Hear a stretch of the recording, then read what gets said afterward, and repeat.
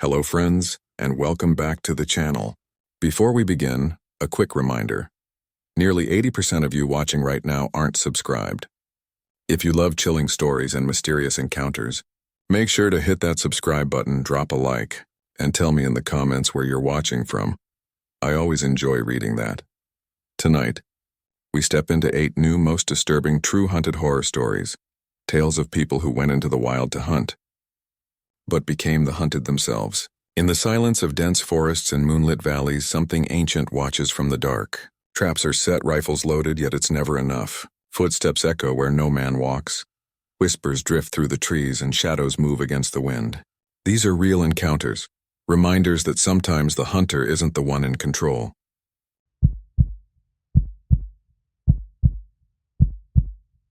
I didn't notice the humming until the house went quiet enough to hear my own blood. That happens late in these hills, after the freight drops back into the river valley and the whip-poor-wills decide they've said enough. I was alone at my father's desk working a stubborn drawer that always stuck near the end, the way his stories used to stick right at the part where you needed the truth. The desk finally gave, and there it was, rolled tight in oiled cloth, tied with a strip of old saddle leather, a county map that didn't belong to any surveyor I knew. I set it on the kitchen table because that's where we've always done our real work.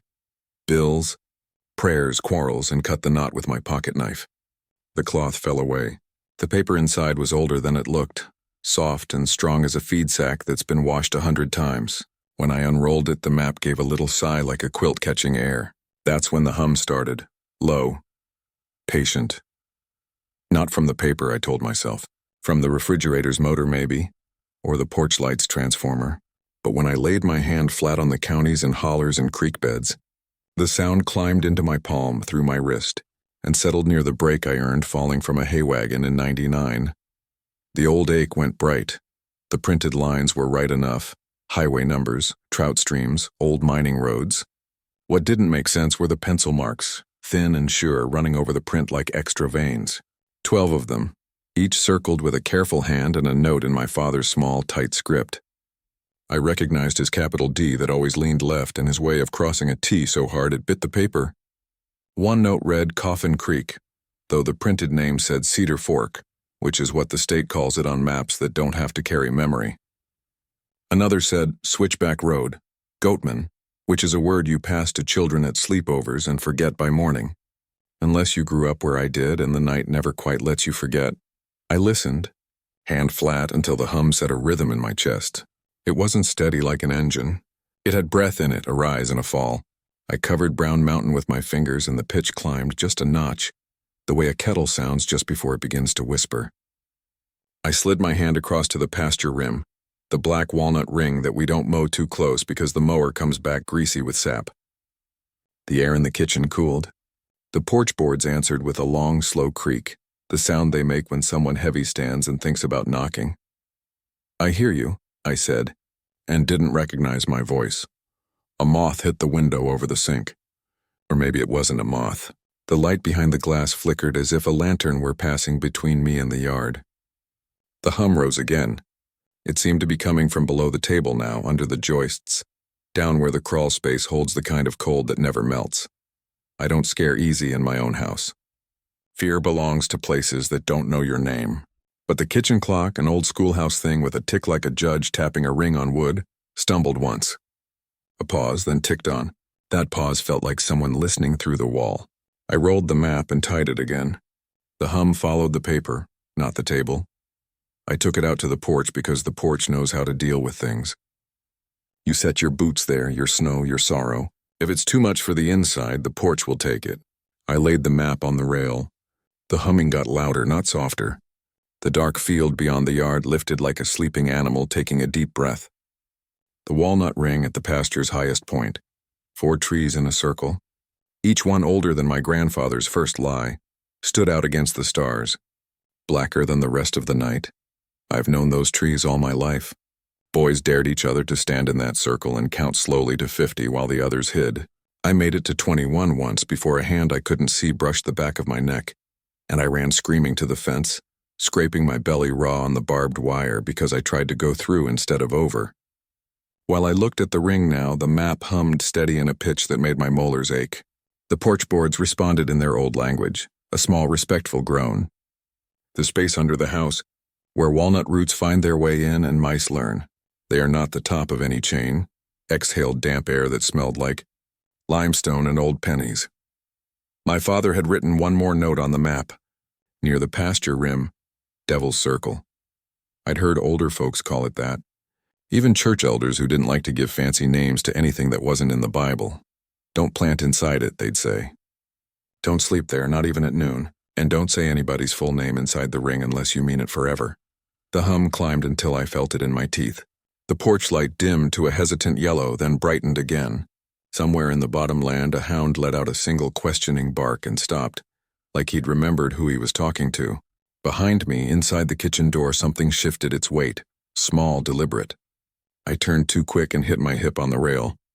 The map rolled toward me with a soft, eager sound as if it had been waiting for my hands. I caught it. It was warm. Now what? I asked. The question wasn't for me. I knew it was foolish.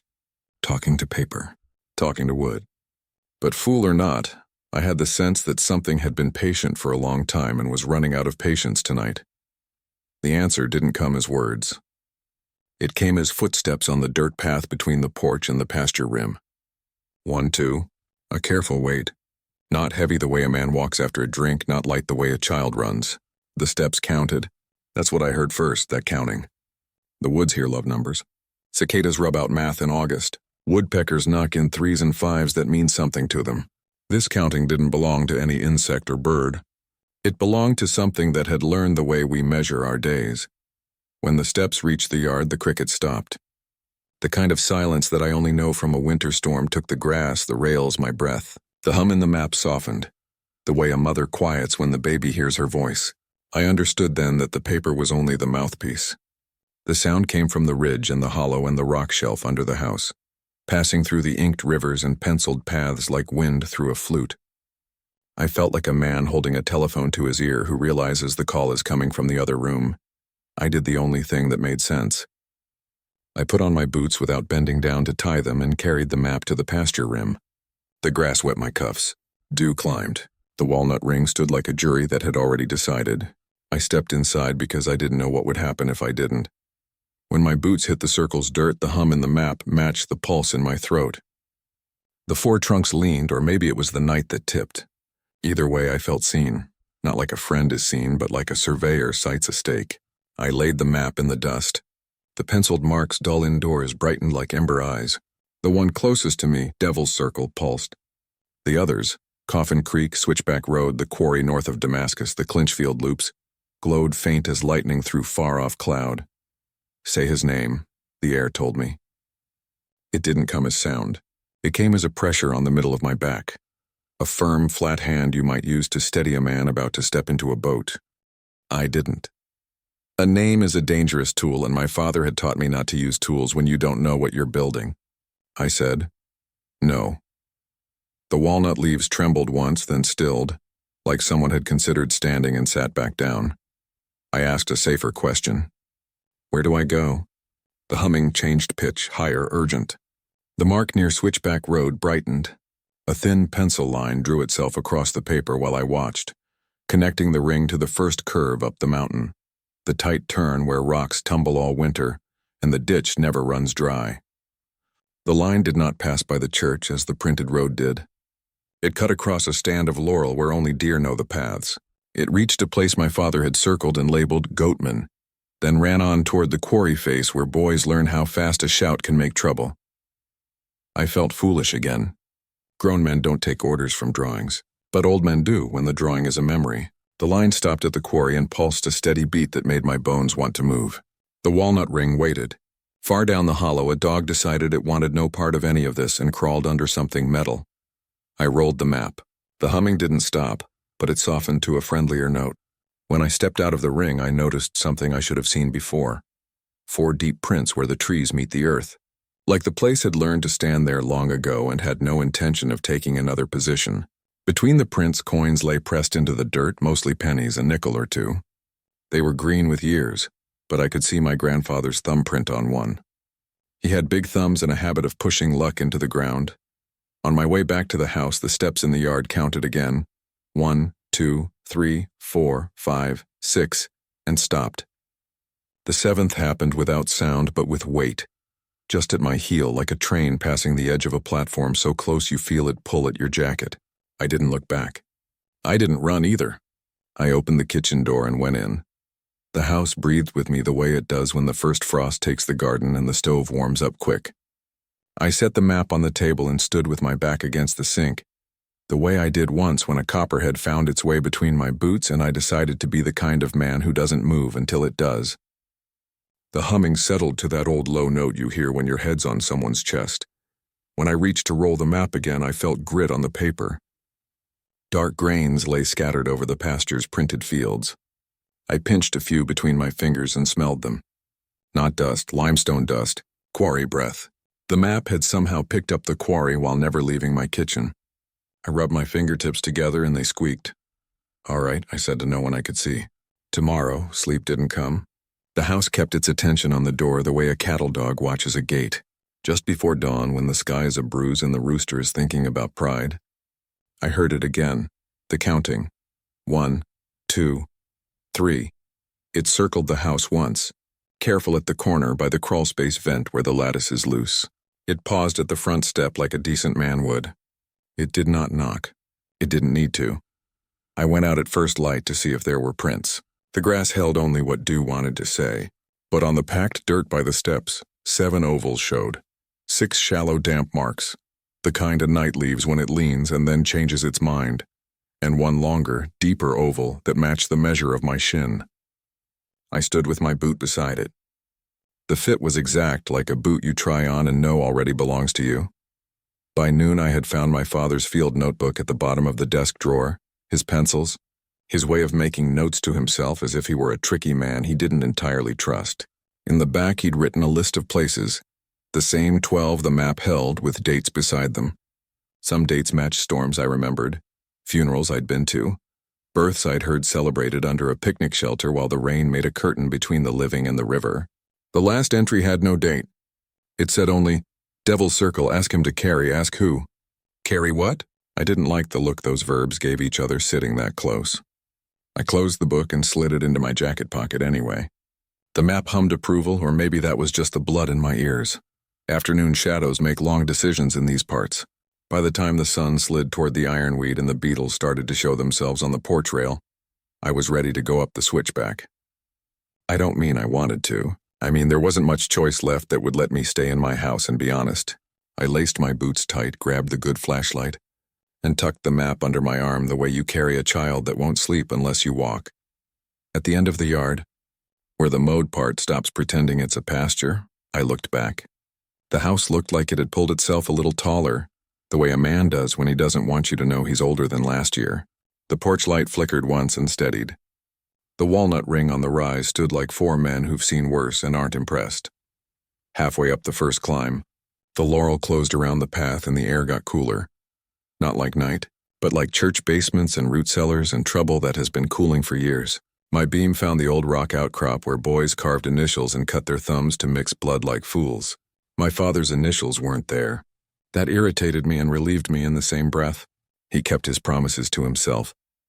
The hum from the map matched the crunch of gravel under my boots. I realized I'd been counting my steps without thinking.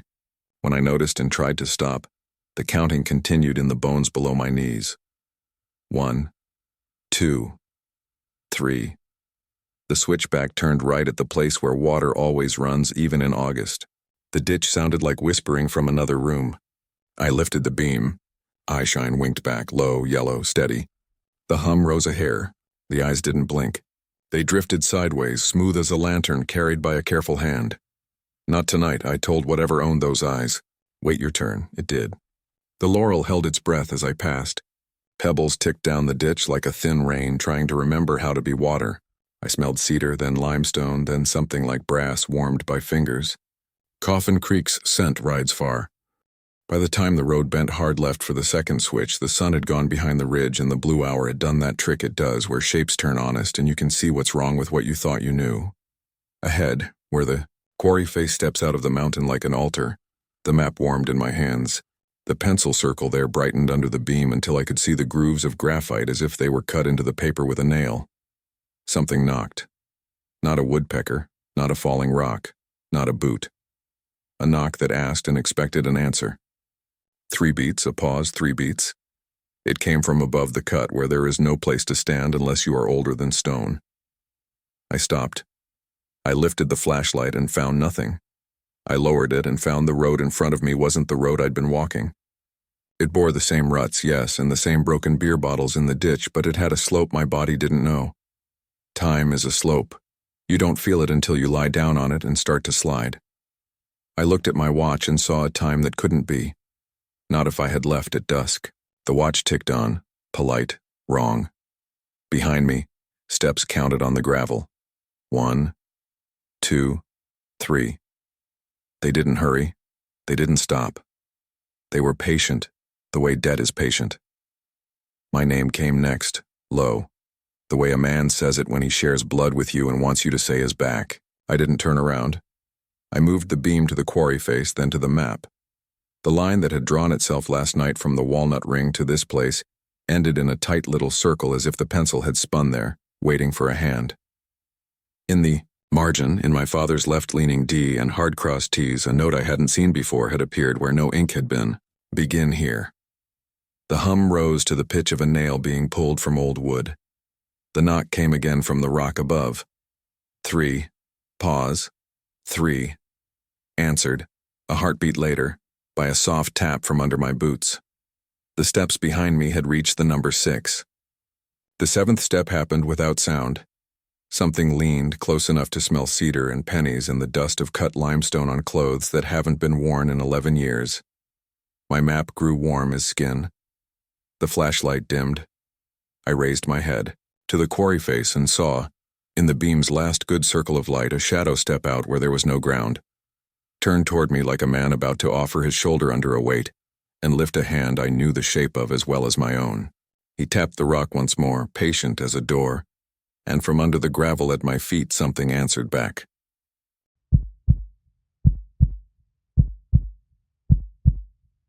They said there were 6 of us, but I counted 7 shadows before the preacher finished his opening prayer. It was a bright noon funeral, the kind of light that leaves nowhere for secrets to hide. And still that extra shape stretched across the churchyard like a long dark measure laid down to see if we would fit. I kept my mouth shut. You don't stop a burial to argue with the sun about how many men it's tracing. We lifted the pine casket from the trestles. The box was light, lighter than you'd expect for a man who once filled a doorway with his shoulders and the smell of coal dust and winter jackets. The dust had hollowed him. The coughing had done the rest. I took the front left corner. My cousin Floyd took front right. Behind me were the Edwards boys, both stout and quiet, followed by Amos the undertaker and the preacher himself, tall, with knees that had learned how to crouch at bedsides and tractor ditches in the edge of the world. The 7th shadow paced us like a careful hand at your back that never quite touches you. We started down the path from the church porch to the hill where we plant our dead. The ground there remembers. The grass grows darker. The stones lean forward like men straining to catch the next thing a loved one will say. The casket rode easy on our shoulders. The pall, white with a stitched cross in the corner, lifted once in a small wind and then settled. I kept the corner handle firm in my right hand and tried not to look at the shadow overlapping mine, thicker than it should be, bent in a direction that didn't match the sun. The preacher kept his voice low, the way you do when the dead might still be listening close. Ashes to ashes, he said. He never rushes those words. He lays them down where they belong. A little girl tossed wildflowers ahead of us handful by handful, and the petals looked like pieces of a letter torn on purpose. On the 4th step, my boot slid on a patch of clay. Floyd's hand knocked my shoulder as he corrected. On the 5th step, the casket gave a small living flex, the way a door gives when a hand on the other side tests the latch. I told myself it was wood settling to the rhythm of 6 men trying to walk like one. I kept counting, the way my granddad taught me to count when fear runs downhill. Numbers slow the slope. Numbers make a place to stand, 1, 2, 3. On the 6th step, the calf of my right leg tightened for no good reason. It felt like a hand closed there. I adjusted my stride, kept my eyes forward on the hill in the corner of sky that always looks a shade older than the rest. The seventh step did not happen in my leg first. It happened in the earth. The ground accepted me up to the shin as cleanly as a boot sinks into pond muck. A cool, firm hold like the mouth of the hill had been waiting for the taste. The casket tilted and the others staggered. I threw my shoulder up and took more of the weight. The preacher whispered steady, and the procession steadied, the way cattle settle when the right man speaks their names. Hold, Amos said. His voice carries the timbre of rooms where no one argues. We held. The casket was level again, hovering above the shell of a man whose troubles, if there is any fairness anywhere, should have been done. I tried to withdraw my leg. The ground did not let me go. I kept my face plain. I have the sort of face that makes folks talk. I've learned to keep it calm when the part of me that is a boy wants to grab somebody's sleeve and say, "Do you see this? Do you see what the mountain is doing?" I flexed my knee. The dirt tightened. It was not just mud. It was fit. It held me with the slow strength of something that has practiced this one particular hold for generations and has never been argued off it. "Little help," I said quietly, like a man asking for salt. The Edwards boys shifted, passing the weight forward. Floyd tilted his end toward the preacher. The casket's handles clicked in their brackets. Amos set the back corner on his thigh so the widow wouldn't see the wobble. Then the Edwards boys knelt in the grass. They put hands to my calf and ankle. The ground ignored them. It had taken my leg, not theirs. The preacher nodded to me with a small, careful question. "You ready?" I was. He placed a palm against the side of the casket and looked not at me but at the grass. "Let him up," he said. Not to the men, not to the dirt exactly, but to something old that speaks this place as its mother tongue. The ground loosened an inch maybe. I felt the pressure change, the way creek water lets you go when you find the exact angle it prefers. I leaned back and they pulled and my shin slid free with a sound that reminded me of a jar opening the first time after canning. That soft pop that means something is preserved and something else is gone. My boot came out last with a wet kiss of clay and a smell like cedar and pennies and limestone. Coffin Creek breath. I stood steady. No one said anything. We don't say, "Well, that was strange," when strange things happen. We store them in the body against the winter. I looked down. Where my leg had been was not a messy hole, not a slide of dirt or crumbling bite. It was a print. Long, neat, like the measure of a man's shin put into the earth on purpose. In front of it were 5 more, laid in an arc toward the graveyard gate, each one the length of a lower leg and the exact depth I had sunk. I don't know how I hadn't seen them on the way down. It was as if they were invisible until you earned them, and then all the places the mountain intends for you lit up at once. We moved on. The 7th shadow stepped into my print and waited for the rest of me to catch up. The little girl with the flowers slowed and looked back. Kids see the shape of things long before. Adults are ready.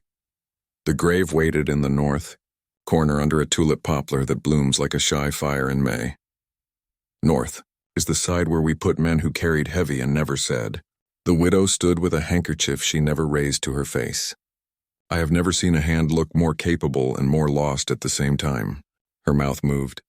Later, over ham biscuits at the fellowship hall, somebody told me she was whispering her husband's middle name into the wind because her mother taught her the mountain can't get a proper hold of a man if you call him 3 names at once while the dirt falls. We set the casket on the straps. The 7th shadow lay down first, polite as a host who knows the house better than you do. The preacher's words did their quiet work. Ashes to ashes, dust to dust, hands that have bucked hay and pulled babies and fixed alternators and pulled ticks and wiped tears turned spades of earth and let them go. The first thumps on a casket sound like the start of a storm. After that, they sound like weather you planned for. As the box lowered, there came from inside, not a voice, not a knock, another sound that every pallbearer hears once, if he keeps breathing long enough. It is the sound of fingernails finding the backs of fingers, the sound of joints unstiffening, air equalizing, they say. Science covers many kinds of fear, but it does not account for why. When that sound came, the 7th shadow at my feet nodded its head the way men nod to each other when the thing they warned you about has arrived. The preacher finished. The widow's handful of dirt fell like a soft decision. The rest of us followed. Coins went in. Pennies mostly, a few nickels, a small valve of luck pushed back into ground. My father used to say we pay the earth in advance so it won't bill us all at once. When the shovels were done, we placed flowers in the sign of a cross because some of us need a shape for grief to stand inside. There's a ritual here afterward. At the fellowship hall, you put your plate in your own hands and you wash it yourself. It keeps you from asking women with eyes like exhausted rivers to do one more chore for you. I stood at the sink and scrubbed ham fat from a white plate and felt the seventh step at the door, waiting on the threshold, neither in nor out, as patient as alone. At the far end of the hall, a circle of men spoke in undertones about weather because we speak about weather when we mean fear. Twice the door opened to admit cousins, and twice I watched the threshold mark itself with a weight that didn't enter. I finished the plate, dried it with a towel that smelled like hot cotton, and left through the kitchen. I didn't want to introduce whatever it was to any more of the church than necessary. That night I dreamed a simple dream. I was the pallbearer and the casket both. I carried my own weight with the same strange lightness we had felt on the hill. Every time I counted 6 steps, the 7th rose up to take me, a cool hold without malice. Behind the dream, like a low drone under a choir, I heard humming. It was not a song I knew. It was the mountain counting. I woke at 2 with the house breathing around me. Timbered houses breathe. This one has learned to haul my fear in and lay it down slow, the way a good friend takes your story and sets it where you can look at it without running. The floorboards under my bed ticked and stretched. The window glass cooled. I lay still to see which part of me would be brave first. It was my feet. I went barefoot to the porch because I wanted whatever waited for me to know I wasn't hiding behind leather. The night was clear. The lower pasture shone with dew. The moon hung over the walnut ring like a coin somebody had thumbed smooth with use. I stood on the top step and listened. From the dirt path came the count, quiet as prayer, careful as a man newly learning how to carry. 1, 2, 3, 4, 5, 6. The 7th didn't sound. It arrived. It set itself in the long oval by my heel, and the step it laid down reached the same depth as my shin. Who are you? I asked the dark, which is the same as asking the hill. The word went out and came back empty, like a bucket lowered into a dry well. Silence, then the odor of cedar and old coins and limestone wet enough to shine. Coffin Creek's breath again, traveling uphill as if the creek had learned to climb.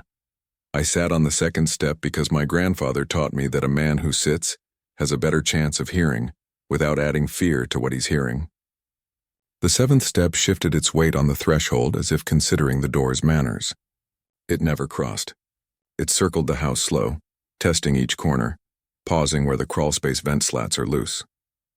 In the kitchen, something small adjusted itself, the sound a nail makes when it pulls toward where it was first hammered. From the attic came a soft noise like an old wedding dress moving in its box. Morning showed the marks, 7 damp ovals on the hard clay at the bottom of the steps. 6 shallow like night leaning, 1 long and deep, the exact fit to my shin. I put my boot beside it.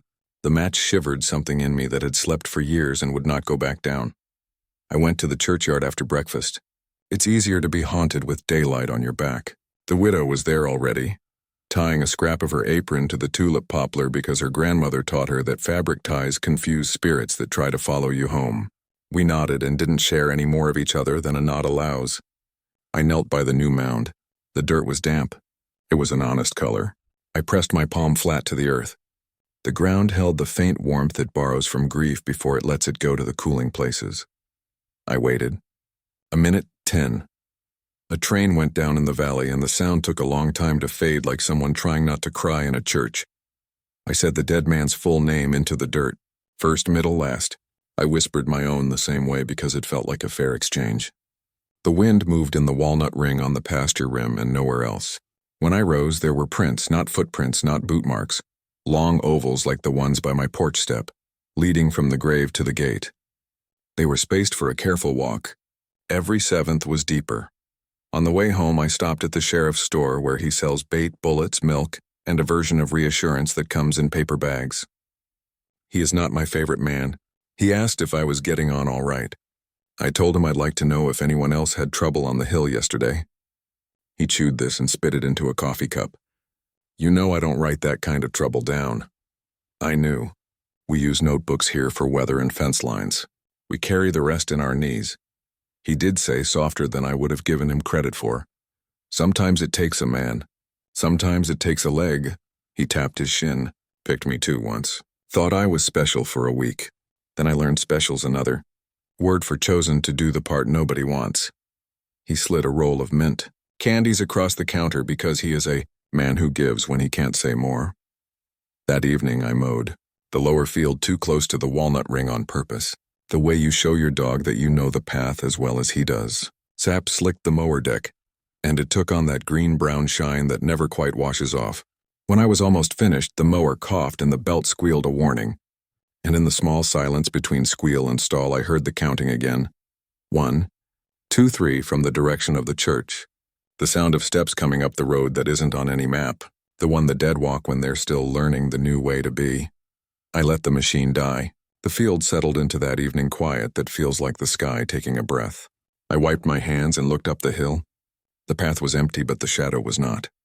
It laid itself ahead of nothing, 7 measures long, stopping at my porch with the patience of someone who will not leave and will not break your door to prove it. I slept on the couch that night with the front door latched and the map. Yes, that map, rolled tight under my hand. Around midnight the latch lifted and settled like a heartbeat you can't quite name. At 2, the attic breathed the way it does when weather is changing inside the house, not out. At 3, I heard the softest knock from somewhere you shouldn't hear knocking. Under the floor, in the space among crossbeams and walnut roots and jars of old nails you keep, because the nails remember what they held. By dawn, I'd decided. I put on my good pants. I put a clean handkerchief in my pocket because there are some days you want the chance to be decent, even if the day won't be. I took the long way up to the burying ground. The grass had settled. The widow's apron scrap fluttered in the poplar's low branches like it was learning how to be a leaf. I stood over the grave and said out loud what my father wrote once in his field book, when he was sober enough to be honest. Somebody has to shoulder what the mountain asks. I don't know what I expected for saying it plain. A wind, a sign, a relief. What I got was simpler and worse. The count starting behind me on the gravel path, steady as a metronome, running up my spine like a measure laid for my use. 1, 2, 3, 4, 5, 6. The 7th step didn't sound. It arrived. It settled exactly at my heel, close enough that the ground cooled through the leather, close enough that the smell of cedar and pennies and limestone rose through the dirt as if the creek itself had come to watch. And just then, just when I might have said, "Come on," then, like a fool and a brave man, the latch on my front door, a quarter-mile away, lifted once and did not settle back.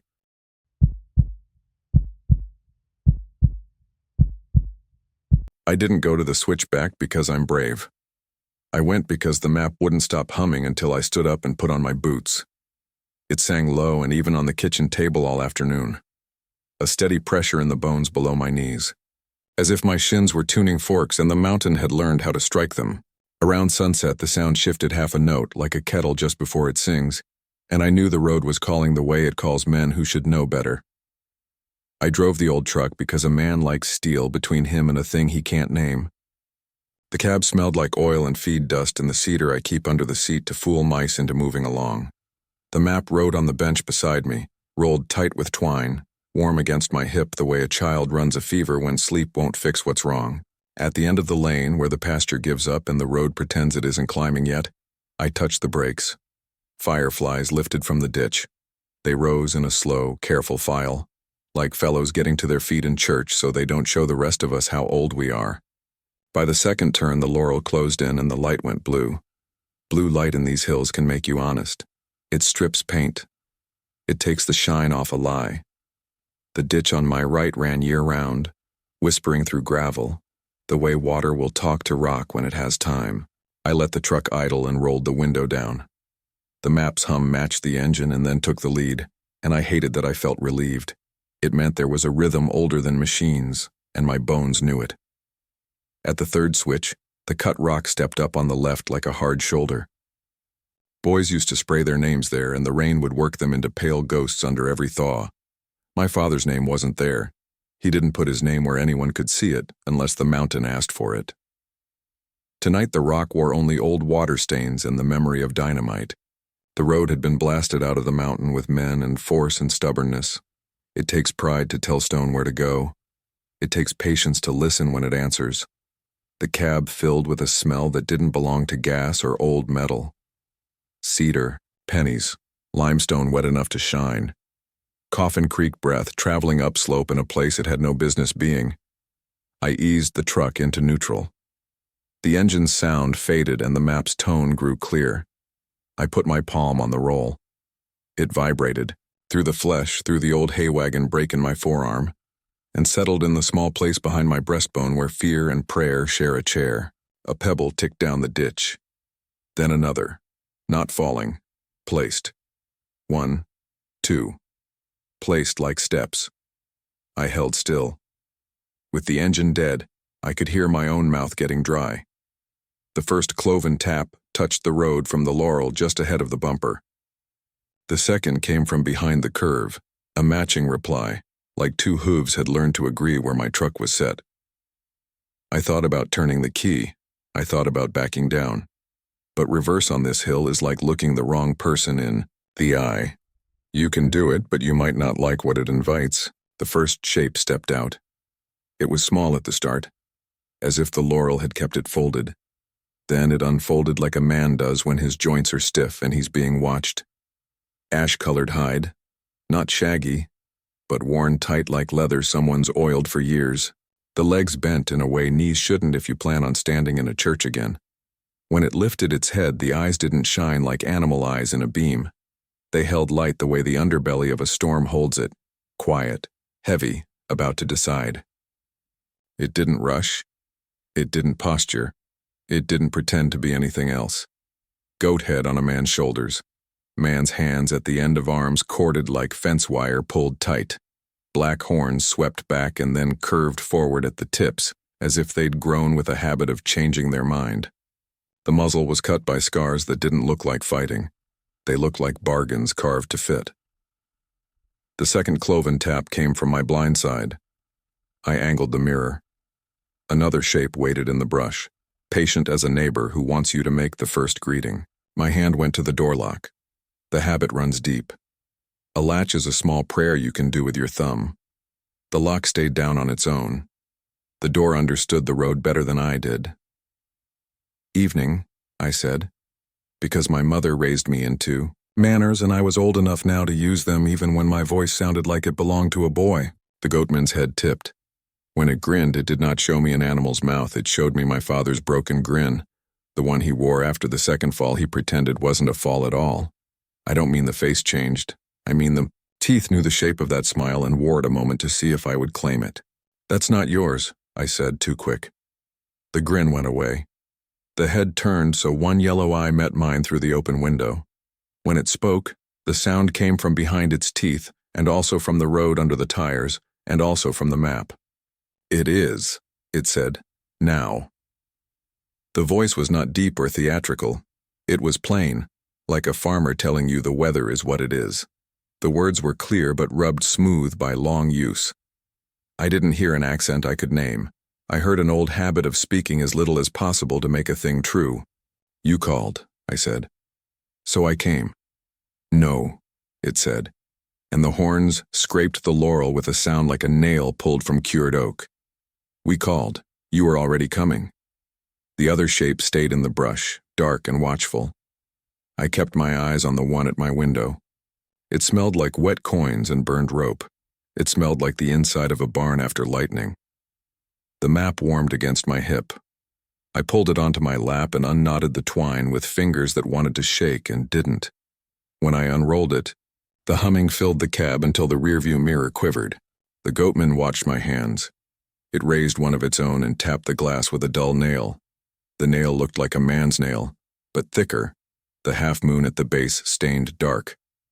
The tap came in a rhythm I recognized, the same steady measure the seventh step had learned. 1, pause 1, 1, a simple patience. Do you know my name? I asked, surprising myself. The laurel answer was small and quick. A wren shifted deeper into the green. The goatman shook its head. No. The other shape agreed with a breath like a bellows, once in, once out. Good, I said. Then we're even. Even is a word we use when there is no such thing but we need a line to stand on. The goatman didn't argue.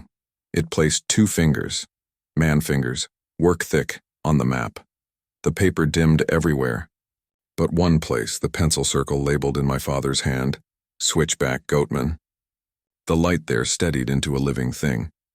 The road on the paper curved in ink, but a thin graphite line cut across in a way no engineer would approve, over rock and laurel, straight to the quarry face. At the quarry, the circle my father had sketched years ago pulsed like a throat. I was told to begin here, I said. I did. You were told to carry, it said. I looked up. The second shape had stepped closer. It was smaller. Younger? The horns not so long. A nick in the left ear.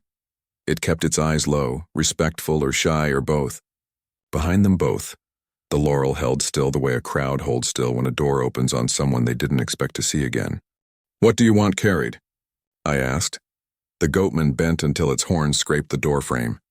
It didn't flinch. The tips carved 2 thin silver lines in the old paint. Up close, the hide wasn't smooth at all. It was stitched with thin, pale seams like a map of old paths healed over. The eyes were wet without blinking. Debt, it said. The cab felt small. The word lay between us like a coil of chain. Whose? I said. The goatman's grin was just my father's again for a flicker and gone. The mountains, it said. And yours. I didn't pretend not to understand. We all owe something here. The question is whether we choose what to pay while we are still ourselves. What's the price? I asked. The goatman's head turned a fraction toward the younger one, then back to me. A name, it said. I kept my mouth shut. Names are levers. You give a thing your name, it learns how to lift you. My father used to say, tell the land the wrong name and you'll be tearing fence out of rock for a week to fix what a sentence did. A middle name, the goatman added, like a man sweetening the pot with a nickel after he's already taken your dollar. The map's hum shifted lower, waited, as if something had sat down hard on the ridge. The quarry face above the next curve of road gave a small crack, the kind that can be a warning or a welcome. I tried to swallow. The spit wouldn't come. No, I said. It was the first no that felt mine since I started keeping the map. That's not a fair price. The goatman did not look angry. It looked tired, a tired so old it had turned into patience. You will carry for free? It asked. Not mocking, curious. Tell me what I carry, I said. Tell me where. And tell me what you put down if I do it right. The horn scraped the door again as it tipped its head, thinking. The second shape shifted its weight, and the ditchwater answered, small and bright. In the silence from far down the mountain, I heard the long breath of the valley train. It didn't blow a whistle. It hasn't whistled since the night I walked the loops and heard men arguing about whose shift it was when the tunnel fell. The wind it dragged arrived 2 beats later and laid itself across my forearms like a wet towel out of a tin tub. The goatman said, You carry what the 7th cannot. We do not step where doors are made. We do not count where latches know their names, latches. My front door had lifted and settled by itself 3 nights in a row, like a heartbeat that didn't trust me enough to stop. The attic hatch had breathed. The house had moved a little taller on its old blocks to keep something or someone in. You want me to carry across a threshold, I said, into a house. Your house, it said, as if anything else would be impolite. I must have made a face. The goatman's grin didn't return, but its eyes warmed half a degree, like a stove when you open the draft an inch. You carry well, it said. You carried in daylight. You carried when it took your leg. It wasn't praise. It was an inventory. And what do I lay down, I asked, if I do it? It answered with 3 words I had half expected and hated anyway. One name erased, the world went very quiet. Even the ditchwater seemed to remember it had the right to stop talking when a bargain is on the table. One name erased. Not dead, not hurt, not missing. Erased like chalk from slate. A boy saved. A debt deleted. A grief avoided. A punishment lifted. All the words we don't say when we look down at sleeping children and hate the size of the target the world paints on their backs. I thought of my cousin's boy who climbs the quarry fence. I thought of the widow who cannot pay 2 winters in a row without selling the good heifer. I thought of my own name, and how thin a thing it is when a road decides to carry it for you. This is how it's always been, the goatman said gently, watching my face do the arithmetic. Not with me, with what I answer to. What do you answer to? I asked. It raised a hand and placed 2 fingers on the map again, right over the pencil circle at the switchback. The paper hummed low, a yes in a language that uses ground instead of grammar. All right, I said, because the part of me that was still a boy had run out of room inside my chest and needed a door. But not a child's name. I will not bargain with a child, the goatman nodded once. We are not cruel. We, I said. You keep saying we. It considered that and didn't correct itself. The second shape had moved without my noticing. It was no longer beside the laurel. It was at the edge of my headlight's circle, close enough for me to see the nick in the left ear was not a tear. It was a hole from a tag once worn, as if someone had owned it briefly and then learned ownership isn't a thing men hold for long. What do I carry? I asked again. When I cross my door. A step, it said. The seventh. The word fell into the cab and settled like dust on old hymnals. The seventh. The patient step that waited at my threshold, that measured my shin, that circled the house without knocking because it had learned long ago that knocking is for those who need permission. And after? I said. After I carry? You do not walk alone in your house anymore, it said. That could have meant comfort. It did not sound like comfort. I looked toward the quarry. The cliff face held its own patience, built of shells and time and men, who once thought they were bigger than both. Above the cut, the pines kept their black shapes still as cardinals before they decide to lift. Somewhere behind me in the ditch, a frog gave one soft note. A coin dropped into a jar to see if the jar was empty. What if I refuse? I asked. My voice didn't go up. The mountain had tuned it lower since the map came into my house. The goatman didn't answer with words. It lifted its hand from the paper and tapped the door again, once. The truck responded. The cab lights flickered. The latch hummed. From the map came a breath like pages turning in a church Bible in the hands of a low, steady man. And down at the foot of the hill where the lane finds the yard, I heard, clear as a door beside me, the latch on my house lift and not settle. The sound traveled up the road on its own feet. Then another sound followed, a soft tap under floorboards as if a jar of old nails had just remembered what they held. You already agreed, the goatman said, not unkind, when you stepped into the ring with the map, when you spoke into it. I said nothing, I said. It shook its head. Your house did. That made me angrier than was smart. You listen to my house? We are listening to each other, it said simply. It breathes, we notice. You breathe, we notice. Your father's pencil did this already. We carried with him. He stopped drawing. You started humming. I am not my father, I said. It came out too fast. The goatman's eyes held. No, it said. You are the one who counts out loud. I thought I was the only man alive who knew that about me. I thought of the funeral, the print my leg made in the earth, the way the mountain had sized me like you size a boy for a jacket he will grow into by winter. Tell me the rules, I said. If I am to carry, tell me how to do no harm, I don't mean. The goatman lifted its head, satisfied that the talk had finally found the right ditch to run in. Do not say a full name through a door, it said. Do not step on the seventh with a left foot first. Do not let blood fall onto the map. Do not set iron on walnut. Do not stand between a widow and the north corner. Do not knock. Be knocked. Be knocked, I repeated. It will knock, it said. You will answer by opening. Not out. Not in. The way the door prefers when it is tired. Sideways, I said. I had seen the door do that once already, the night when all the inside air turned to attic and the house learned a new direction. The goatman nodded. It looked for a second relieved. And the name, I said. If I carry true, I erase one. You may take a day to choose now, it said, which told me more about mercy than anything else it had said all night. But doors do not like to be kept waiting. I touched the map. It hummed tired back at me. I felt the old board under my kitchen chair, the nail above my head in the attic hatch, the mower still sticky with walnut sap, the jars of bent screws and square nails my father never threw away because the metal remembered what it fixed. I felt my house steadying itself on its blocks to keep something it loved from falling. All right, I said. I will carry. The goatman eased back a fraction, as if the rope around its chest had slackened one knot. The younger one set its hoof square at the ditch's edge and waited like a boy ready to lift a corner of a thing he has watched men carry all his short life. Now, the goatman said. Not tomorrow, not after breakfast, not when I'd had time to pray the prayers I always promised to pray and then forget. I'm not at the house, I said. It tilted its head. It is here. I didn't argue.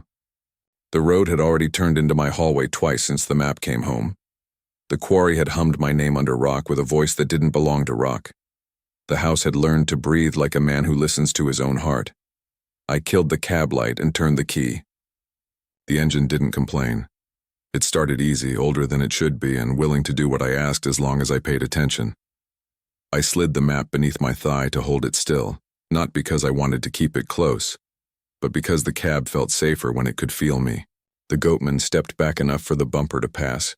The horns ran along the curve of the fender with a sound like a line drawn hard with a pencil. 2 silver lines I would see every morning from now on. At the curve, I looked in the mirror. The second shape was standing in the center of the road, not following, not leaving, just counting. 1, 2, 3, 4, 5, 6. It did not make the 7th. It let the road do that part, as if that was the road's work and not any creature's. I took the descent slow. The ditch whispered. The laurel shut behind me as polite as a door. At the lane, the fireflies had moved down into the yard and were marking out the path to the porch like 100 small lanterns carried by careful hands. I pulled up under the maple, cut the engine, and listened. The latch lifted. The door did not open. It waited to be opened. The 7th step set itself in the dirt by my boot, with the soft weight of a thing finally allowed to arrive. Somewhere, under the house, cedar and pennies and limestone gathered together like a breath that had been kept too long. I put my hand on the knob. From the kitchen window just beyond the glass, a smile lifted in the dark. Too tall, too still, and exactly the same broken shape my father wore the winter I learned how to lie. Be knocked, the goatman had said. The knock came then, not at the door, but from the attic hatch above the hall, soft, polite, 3 times, as if the house itself had made a fist. I turned the knob sideways, and something on the other side turned with me.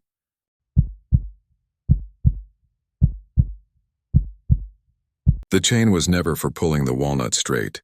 I know that now. It was for keeping its mouth shut. I found the first link in the morning half buried at the pasture rim where the 4 black walnuts stand in their old jury circle.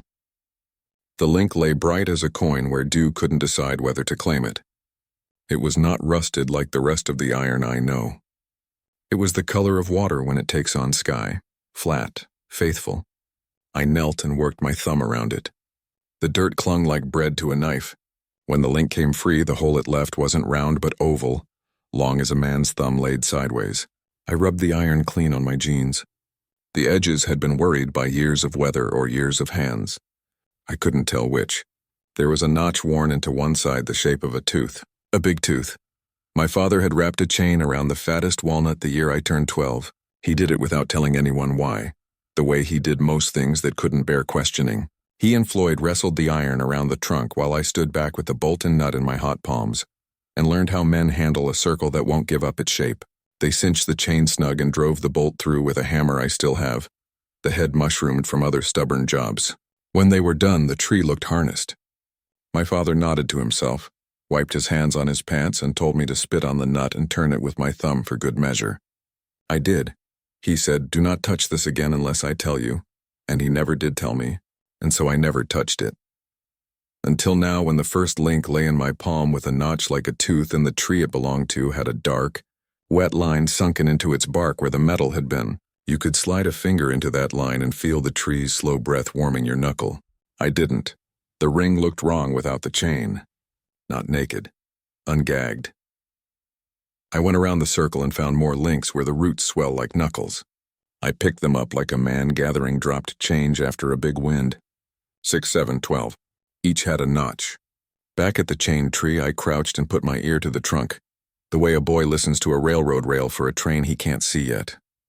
The wood hummed with a patient old noise, not the map's hum, not the house's breath. It was a cellar tone, the sound of walnuts still in their husks, green and wet and full of secret. Last night I had opened my door sideways like the goat man told me. The knock had been polite and absolute 3 times from the attic hatch. When the knob turned with me, I felt a weight lean without crossing, and a cold sweet smell, cedar, pennies, limestone, widened the hall. I didn't sleep much after. Morning finds what night leaves on the porch. It had left the chain undone, I picked up the links and carried them to the shed to lay them out straight and count what was missing. The shed smells like every life I meant to fix and postponed. Oil, mouse straw, a sorrow of cracked belts. I cleared the workbench and spread the links end to end. They made a river of iron across wood my father planed smooth enough to calm me when I run my hand over it. When I reached the end, my hand kept going and closed on air. A link was missing. Not lost in grass. Missing like teeth you never grew. The chain ended in a shape my father would have known, a loop that invites a padlock. Except there was no lock. There never had been. He trusted a bolt and a child's spit. Maybe that was the lock, the child's spit, not the bolt. On the bench sat the coffee can my father kept for useful nothings, nails too bent to throw away. Screws that had found other homes and might come home again if asked right. Washers that remember the press they were made under. I dug until my fingers came up with a handful of washers slick with old grease. I placed one in the loop just to see. It slipped through and clanged on the bench with a sound that woke a particular cupboard in my mind. The one labeled wedding pins and coffin nails. I put the washer back in the can and turned the chain so its end faced the door, like a hose coiled toward something thirsty. The map on the kitchen table had been quiet while I worked, a silence like a polite neighbor letting you finish a thing you began before you knew what it was. When I stepped back into the house with iron smell on my hands, the map started that low ache again. Patient, encouraging, the way a hound grumbles when it knows you're almost ready to say the word. I wiped my palms on the towel I keep by the sink and laid my fingers near the circle labeled Devil's Circle. The pitch rose enough to count. I've been counting since the funeral. It won't stop, I know, I said. I'm going. My plan, if you can call the thin thread I hold on to a plan, was to put the chain back, find the missing link, close the mouth again, give the tree its gag. Plans with the word again in them are lies we tell ourselves to keep from discovering we've already stepped onto the road that doesn't allow return. But I needed the lie for a while. I needed my hands to think they could fix. Outside, the day stood honest. Sun on the walnut leaves made each leaflet a coin. The grass in the ring center grew darker than the surrounding field, a color like riverweed. I walked the circle slow, listening the way you listen to a sleeping house when someone you love is coughing in the next room. The black bark of the big walnut held the groove the chain had sunk over years. At shoulder height where the bolt had sat, the bark bulged as if the tree had grown around a buried knuckle. I put my fingers there. Warmth breathed against them. The grind of sap moving felt like a cat's purr heard through a floor. I'll put it back, I told the trunk, which is the same as telling my father I would obey. Finally, and late, something tapped behind me. 1, 2, 3, tiny like a spoon against a jar. I turned and saw nothing. I turned back and the groove looked wider. It is an old trick in these hills. You go get the tools you think you'll need, and while you're gone, the job changes its mind. I went to the shed for the bolt. The drawer where my father kept useful bolts stuck as always near the end. I pulled hard and the whole drawer came free. Its contents spilled like screws and teeth across the floor. I swore and then apologized into the wood for swearing too loud. When I bent to gather the mess, I saw it, the missing link. Not iron. Walnut. It lay among the bolts like it had been put there careful by someone who needed me to find it and wouldn't risk me missing it in grass. I picked it up. It was not carved. It had grown. The oval bore the grain of living wood. The notch on one side matched the tooth shape in the iron link I had found at dawn. I slid the wood link into the iron chain and it clicked like a tongue against the roof of a mouth that has found the word it wanted. You can stand in a room and feel stupid in front of inanimate things only so many times before you understand that nothing in a house is inanimate the way we mean it. I carried the chain, now part iron, part walnut, back to the ring. The links had grown warm in my palm. They smelled like oil, yes, but also like green husks, that bitter scent that stains fingers brown. At the tree, I threw the chain around the trunk the way a man throws a rope around something he has learned not to grab. The iron rattled home. The wood link slid into the groove the chain had left and took to it like a key made from the lock. I reached for the bolt. It was in my pocket, the way bolts are when you have hands like mine that tuck things away while the mind is shouting. I pushed the bolt through the end link and the wood. It would not pass. The grain refused to split or admit. I tried the other way, the same. I put the bolt in my teeth and bit, as if my jaw could convince wood to widen. The taste of iron rolled on my tongue and brought back a church nail driven into a coffin lid while men looked away, because watching the nail makes it worse. "All right," I said. "What do you want?" The leaves answered with the small saddle creak they make when the breeze is light. Otherwise nothing. Then the map, back in the kitchen, changed pitch with the certainty of a woman who has decided and will not explain. I left the chain hanging and went into the house. On the map, a new line had appeared. I watched the graphite form itself, faint at first, then bolder the way a bruise declares its boundaries. It ran from the walnut ring, not to the switchback or the quarry this time, but downslope to the house. It crossed the porch, slid past the kitchen and into the hall. Then up. The line climbed through the paper to a drawn square labeled, in my father's cramped hand, "Attic Pins and Nails." In the margin, a note I hadn't seen before rose like lettering written in milk and warmed by a lamp. "Walnut takes iron. Iron holds walnut." I stood at the bottom of the hall and looked up at the hatch. The trim around it is scarred with the soft moons of my father's fingernails. He'd reach up and rest a hand there when he was thinking and didn't want us to know he was thinking. I fetched the step stool. Its right rear leg wobbles, but we've all learned to stand on it like a man rides a three-legged mule. Faith in the memory of younger balance. I pushed the hatch with the broom handle I keep for this. The nails that had breathed last night exhaled once and let go. Dust came down like ash. I blinked grit away and waited for any smell other than dry wood. Cedar lifted. Pennies too. Limestone. I laughed without humor. "You could have told me with one smell," I said. "You didn't need the full catalog. The attic is less a room than the idea of one. A low wedge of dark where the day pools and keeps secrets." I hauled myself up and set my knees on boards that flexed like ribs. The heat wrapped me as a mother wraps a child too tight. I breathed through my shirt for a moment, then let my eyes make the long walk from dark to less dark.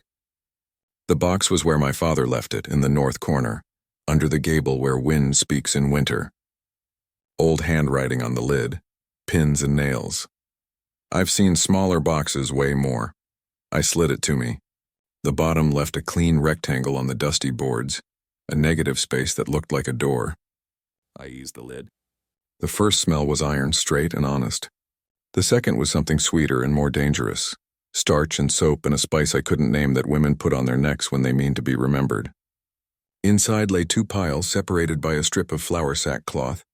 On one side, rust-bloomed coffin nails my grandfather had pulled from lids after burials when storms undid what men had meant to hold. On the other, bright wedding pins corked into a rolled ribbon like cold rain held to a promise. He had saved both the way you save letters you should have burned. My father had written in pencil along the inside lip of the box, "Do not mix."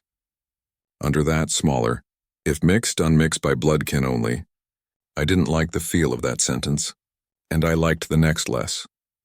Walnut's temper sits in iron. Iron's memory sits in walnut. I set the box beside the hatch and looked down the hall into the rectangle of kitchen light. The map lay where I left it, humming like a hive that knows its queen wants what she wants. The house breathed. The hatch lid at my hip gave a small shrug, like a shoulder that has grown used to a particular saddle. I took one coffin nail between my fingers. It was square-shanked, hand-headed, made when each nail was a small decision. I took one wedding pin, longer than I expected, bright enough to throw back what little light made it up there. "Do not mix," my father had written, and yet he had put them in a box together. The world is full of such sermons. The chain outside waited, open-mouthed. The wood link had taken its place like a tongue. It would not accept a bolt. It wanted a nail or a pin. I knew it the way you know a dog's mood without words. I carried one of each back to the ring. The air under the walnut leaves felt cooler than the field. The chain hung with a dignity I didn't know iron could own.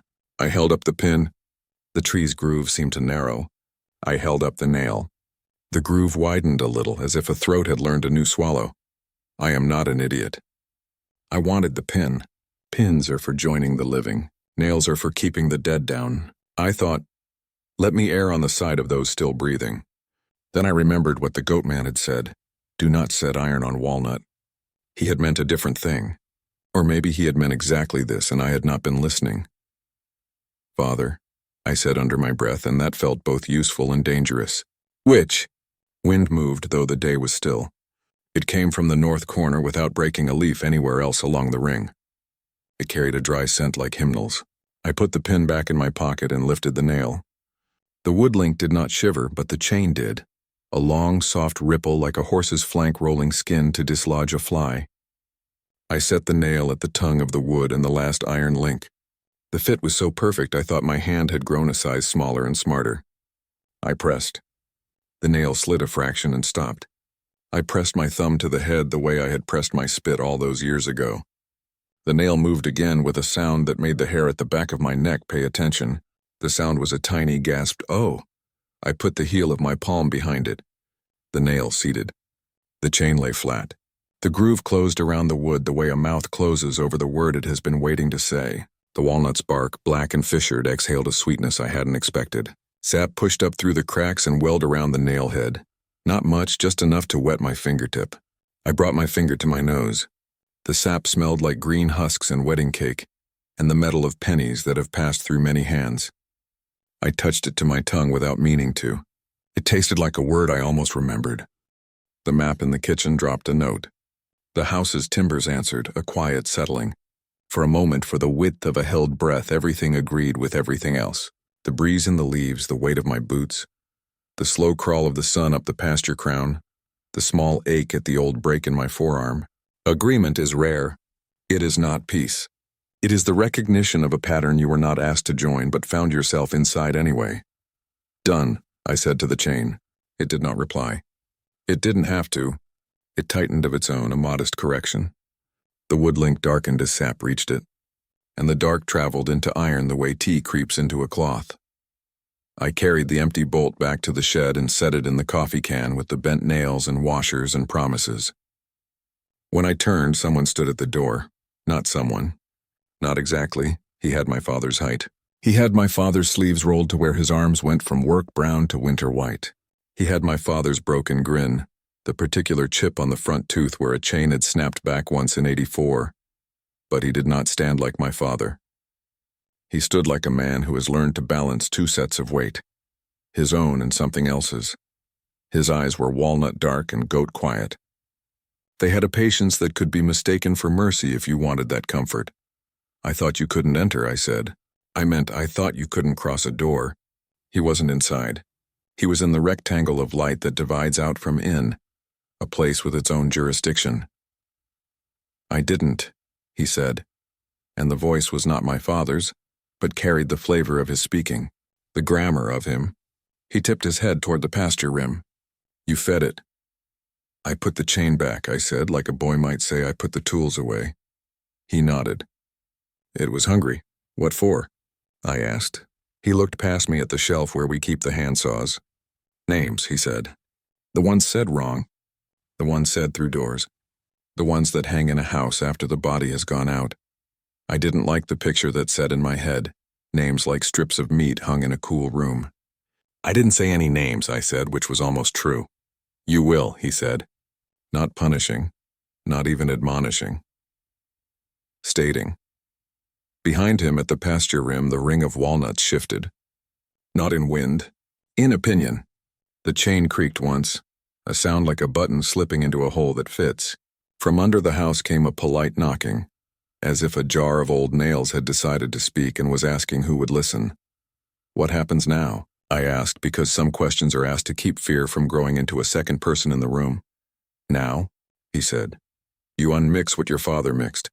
I thought of the attic box, pins and nails in the same wooden mouth. "He wrote 'do not mix' and then he mixed them," I said. "He did," the man in my father's height said. He didn't blink. He loved those women. And he loved those men. Love mixes. "Why me?" I said. "Why am I the one who—" I stopped because the word carries taste different when you put it in your mouth after the goatman has made a home in it. "Because you count," he said, and smiled the broken grin in a way that refused to be cruel. "And because you spit on the nut and turned it with your thumb when you were 12. That is an oath in this county, whether you meant it or not." Beyond him, down along the lane, the first shade of evening had started to gather in the ditch. You can see the color of night arrive if you stand still and let your eyes be old. I didn't want to stand still. I wanted to move. I wanted to do something with my hands that would feel like work and not like prayer. I stepped past him into the yard and lifted my eyes to the 4 trees. The chain around the biggest lay true. but the other 3 trunks had lines in their bark where something had cinched them in years I was too young to remember. My father had not only gagged one, he had quieted all of them and then, God help me, he had loosened them again. "Does the chain hold it?" I asked. "For a while," he said. "For as long as you can keep iron and walnut in agreement." "And when they stop agreeing?" He didn't answer. He looked at the house, the latch lifted, the door stayed put. The house had learned to be knocked and it would oblige on its own time. I turned to him, to the shape that held my father's measurements, and opened my mouth to ask the questions that line up like boys outside a store we can't afford. He lifted a hand. The gesture was small. A hush now without scolding in it. The chain around the walnut rattled softly of its own will like a man clearing his throat before speaking. The wood link went glossy with sap. The iron darkened. On the ground at the roots, something pale pushed up through leaf litter. For a second I thought it was a fungus. I know the ones that blossom like ghost tongues in July. Then I saw the ridges. Not fungus. A small, clean rib of metal. I knelt without meaning to and scratched away the damp duff. Another rib. Another. I brushed with my fingers, gentle the way you free a child's hair from a thorn. A circle of metal lay there, thin, bright where my nails had worried it. Not a coin, a ring, a plain band. It had been swallowed and was rising back, returned by a tree that had eaten it for who knows how many winters and now needed me to see. I plucked it free. It was not cold and not warm. It had the temperature of a thing that lived in someone else's body, long enough to learn that body's weather. Inside the band, letters had been hammered by hand. MR to HE. The date was our most local sort of century ago. 1904. The year my great-grandmother would have pinned her hair and walked to church, with a man whose name is still carved into a poplar, by the north corner of the burying ground where the grass doesn't burn even in August. "Wedding pins," I said under my breath. "And coffin nails," the man said, soft as a verdict. He nodded toward the house. "Bring both. Now?" I said. "Weather's coming," he said, and pointed up. The sky was still as a held breath. "Not that kind." I went to the house. The latch had lifted again and laid itself down like a cat turning over in sleep. I climbed to the attic with the step stool under my feet and the ring warm in my pocket. The box of pins and nails didn't resist. I took one of each, just as before. When I reached the hatch to descend, something at the far end of the attic shifted weight. The boards flexed without creaking. I froze. A small voice, neither child nor woman exactly, spoke from the low wedge where dust lies deeper. "Don't mix," it said, in a tone that made it clear someone had already mixed and had not forgiven herself for it. "I'll unmix," I said, as if unmixing were a thing a man could do without pulling his own ribs loose. The voice didn't answer. The house did. The arrows of light coming through knotholes moved a hair, though the sun did not. The hallway below had the green look of a creek seen through a bottle. I climbed down. The nail and pin lay long across my palm, one dull and square, one bright and round. They felt like instructions in a language I can read but cannot pronounce without an accent that offends. Outside, at the ring, the chain lay quiet again. The man with my father's height stood where the shadow of the walnut cut him in half. He held his hands open to show me he carried nothing. When I reached him, he nodded at the ring. "Put that where it belongs," he said. "The nail?" I asked. "The ring," he said, and I realized he had been pointing with his chin at my pocket, not the iron around the tree. I took out the band. I don't like the way my hands look when they hold a piece of somebody else's life. They look too sure. I knelt at the root where I'd found it and pressed it back into the earth, thinking of the small bones that wear such circles under skin until the day they don't. The soil closed over the metal the way a page closes over a sentence. A small breath rose out of the hole and lay against my face like a message too soft to catch. When I stood, the chain moved. Not much, enough to count. 1, 2. It tightened around the trunk with a steady authority I've only ever seen in midwives and old men who know where the fence should run. The wood link went dark all the way through. The nail head took on the faintest blush of green, the color iron gets when it has shaken hands with sap. "Now the house," he said. "Now?" I asked again, because a man can only have so many words, when he knows the next part is heavier than he has yet carried. "Before you count wrong," he said. I took one step toward the porch and felt the 7th step set itself beside my heel. not touching, like a good helper that will let you fall if falling is what you're about to learn. The door's latch lifted with a small sound that has lived in my ear since I was a child, hiding under the table from thunder. The map on the kitchen table raised its pitch until the window glass grayed. I turned to the man who wore my father's posture like a borrowed coat. "If I get this wrong," I said, "what happens?" He considered. "You will not be alone," he said. "That's not comfort," I said. "No," he agreed. "It isn't." The porch boards bowed under my weight. The first nailhead at the threshold shone with clean wear. The house breathed in and out, in a rhythm I had taught it. By living here all these years, by pacing in winter, by standing in summer with the screen door catching my shirt, I reached for the knob, remembering the goatman's rules. Do not say a full name through a door. Do not step the seventh with your left foot first. Do not knock. Be knocked. The attic had already done the knocking. I had already learned to turn the knob sideways. "Unmix," the voice had said. "Unmix." I looked at the nail and pin in my palm and thought of the box's pencil warning. Then I thought of the chain outside and the ring inside the dirt and the missing link grown out of walnut into iron's mouth. Some things want mixing. Some things want to be kept separate until you're someone else entirely. I slid the pin into my shirt pocket. I kept the nail between my thumb and first finger, the way a man holds a truth he can't say aloud. I put my right foot across the threshold and felt the seventh step arrive beside it. Cool, patient, debt-shaped. From the attic, 3 soft knocks came again, gentle as a mother who knows her child is pretending to sleep. The chain around the walnut answered with a faint creak, and the sap at the nail head made a sound like lips parting. I turned the knob. The door turned with me, not outward, not inward, but the way it prefers when tired. And down the hall at the foot of the attic ladder, something smiled with my father's broken tooth and spoke my middle name in a voice the walnut had kept for 121 years.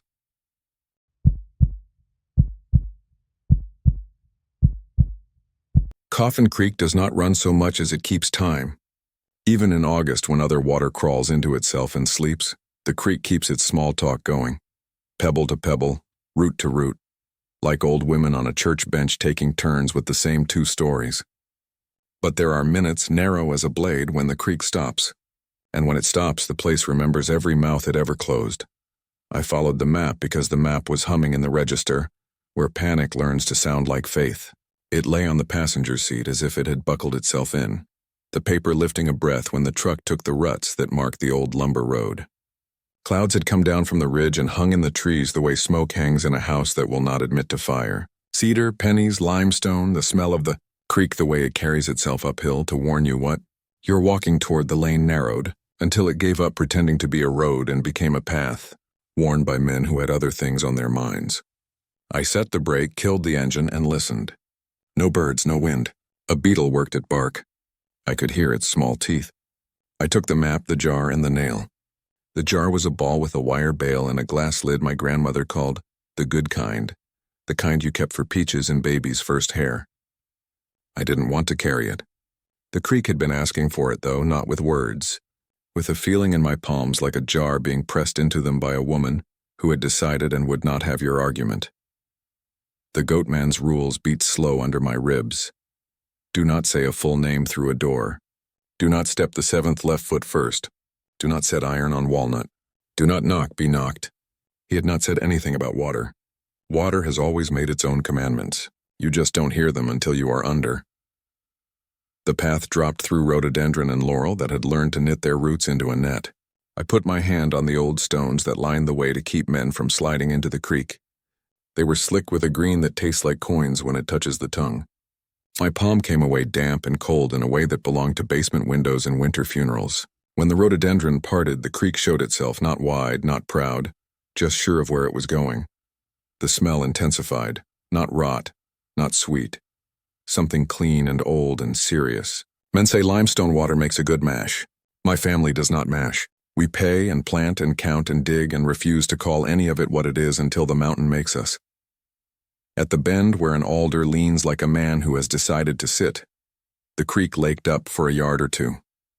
In that shine, the air went still, and the tiny crinkles that mean life on a water skin relaxed as if a great hand had smoothed them and said, "Hush." Coffin Creek was holding its breath. I stood at the cusp and tried to match it. In, out, in, out, stop. The stopping is where I failed. My chest fought. Coffin Creek did not. "All right," I said. The word made no ripples. The map in my left hand warmed, the way a palm does when you greet someone you owe. I eased it over a flat stone. The penciled circle labeled in my father's tight letters, Coffin Crier, shivered faintly. He'd added one more note there in the margin, a faint ghost of graphite I could only see when cloud shadow passed. Keep what is given. Return what is taken. Rules that would have served us long before water thought to remind us. I set the jar on the stone. The glass looked ill at ease in this place, like a newcomer at a wake. In the creek's still skin I saw a face. It was mine, but younger and wet and turned slightly toward the right, as if someone a step away had said my name and I hadn't learned yet not to answer. When the face opened its mouth, I didn't. "You'll get no name from me," I told water. "You'll get what you came for or nothing." The current answered by not answering. It held. The alder leaf that should have shucked its way through the pool paused with a politeness that told me this was not about me. It was a keeping. Coffin Creek keeps, I knelt, the cold bit bone in the place where I've been broken. The jar in my hand now felt like a witness. I dipped it, mouth down, then turned it up and caught the creek's skin intact. A tiny pillow of air trapped in the glass, shaking a little. That air fogged once and cleared, the way a breath does on winter windows, the way babies do when they are deciding whether to cry. The water in the jar had weight that didn't agree with its size. I stood and the world leaned for a second, like I had moved not just my body but the line in the dirt that marks how far worry can follow you. "Do I take it home?" I asked, because questions can be offerings when you say them plain. The answer came as a change of smell. Cedar swelled, pennies sharper. Limestone sweetened the back of my throat. Behind me, the path made the small sound of someone stepping off it to make room for someone else. I didn't turn. You learn not to turn when you are being measured. The map hummed in the lowest string of the instrument that is my house. It vibrated through the jar. The water inside rippled once as if stirred by the breath of a patient arm. I put the glass lid on and dropped the bale into place. The click echoed around the bend and back the way gunshots do, softer but unignorable. The creek let a single bubble rise from the sand at the bottom of the pool, as if it had been saved under there for this exact minute. My father used to tell the story of a boy who drowned in this bend. He said it in a voice that suggested the drowning had been a polite exchange, a swap the boy had made with the water, not a theft. He owed a breath, my father would say, and then he would close his mouth. I hated that sentence growing up. Now it sat in my ears like a coin that had found its slot. I took one step back from the water. The seventh step arrived in the pebbles beside me. No sound, only an adjustment of the creek's thinking, the way a room gets bigger when someone leaves without using the door. "No," I said to the air, and this time it was not defiance. It was address. "You will not come by the ditch way. You will come by the door when the door tells you how." The pressure eased. The alder leaf shook itself and continued its small life. On the way up, the brush moved wrong once, bending toward me instead of away. I kept the jar level and did not hurry.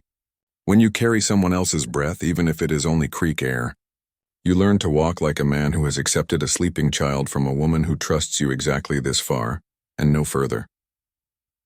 At the truck, I set the jar in the floor well and drove the quarter-mile to the lower ford. That's where the timber bridge rotted out in the 70s, and my uncle broke an axle and invented 3 new swears at once. I cut across slow tires, making that hollow thrum on planks that never entirely dry. Midway over, I stopped and rolled the window down. Coffin Creek breathed again. Its held breath loosed as if it had made its point and had to attend to fish and gravity. I heard, not in my ears, in the place my body keeps the map's hum, the first knock at the attic hatch. Not 3 this time, 2 waiting, be knocked, the goatman had said. "I hear you," I told the house, though it was 2 valleys away from this bridge.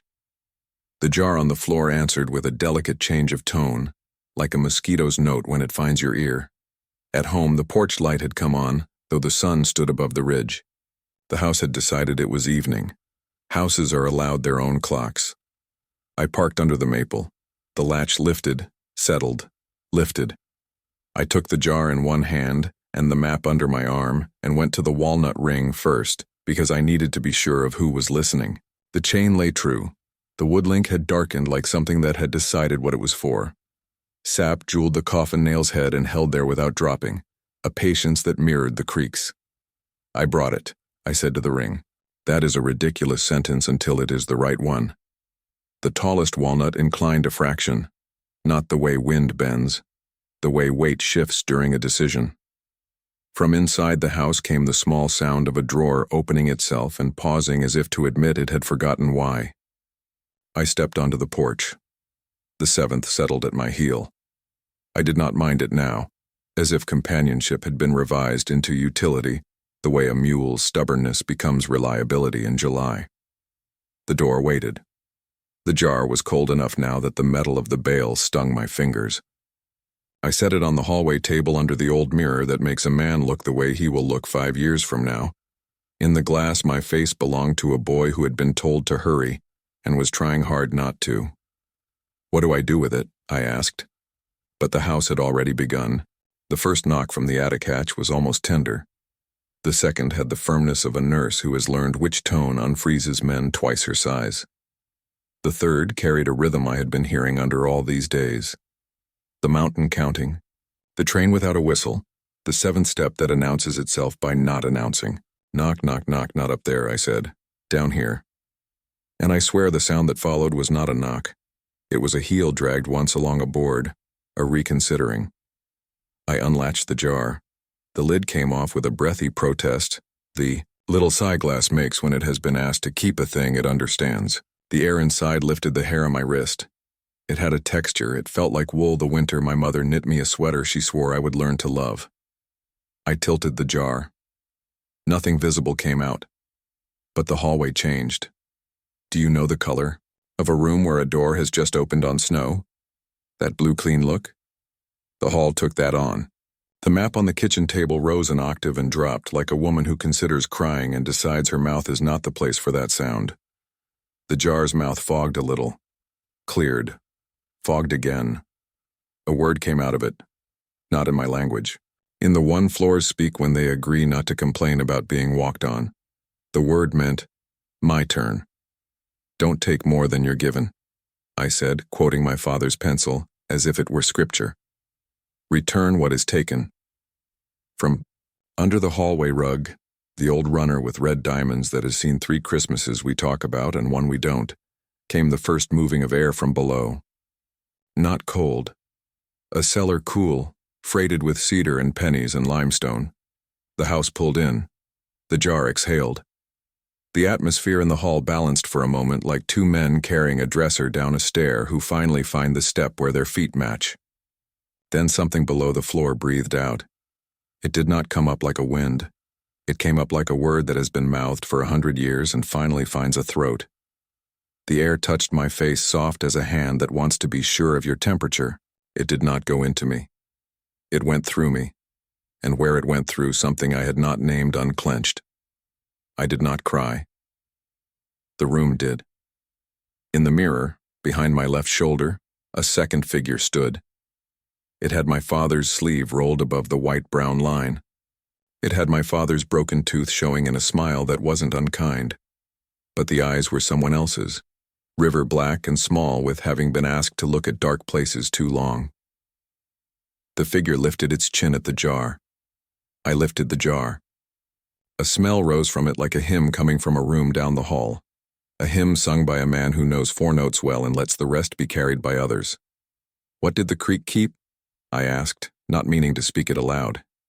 His last good breath, the figure said, and the voice was a cousin to my father's but older and younger at once, the way creek voices get around stones. Whose? You'll decide whether to know that, it said with no heat. Knowing has its own debts. The jar felt lighter. I set it down. The bale lay against the glass like a tired arm. Upstairs, the nails around the hatch tightened with tiny sounds, contented for a minute. The house's timbers let themselves be tall again. The runner smoothed. In the kitchen, the map turned from a thrum to a hum. I stood there with my hands remembering what they had carried, and I realized I had been holding my own breath the entire time. When I let it go, the hall smelled like after. Not victory, not surrender. After. Are we done? I asked. I am always asking that. And nothing here ever says yes. The figure in the mirror didn't answer. It tilted its head as if listening to the walnut ring's opinion, the chain's small creaks, the sap's gloss over iron. Then it turned its face toward the front door and smiled that broken smile that has come to mean, something is about to arrive. Please be the man you are while it does. Outside, the light changed, in the way light changes exactly 1 minute before a storm you cannot see yet. The porch darkened. The map, which had gone quiet, tightened its hum again, a new key, minor, low.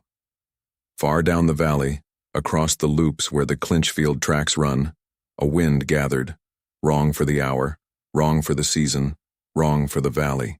It moved up through the holler with intention. I went to the door. The 7th step set itself and waited. I put my palm flat to the wood the way I put my palm to my father's casket that noon. The grain under my skin thrummed with tiny knocks. A chorus of small insistences, let me in, let me out, be knocked, be opened. I opened. Not inward. Not outward. Sideways, the way it prefers when tired.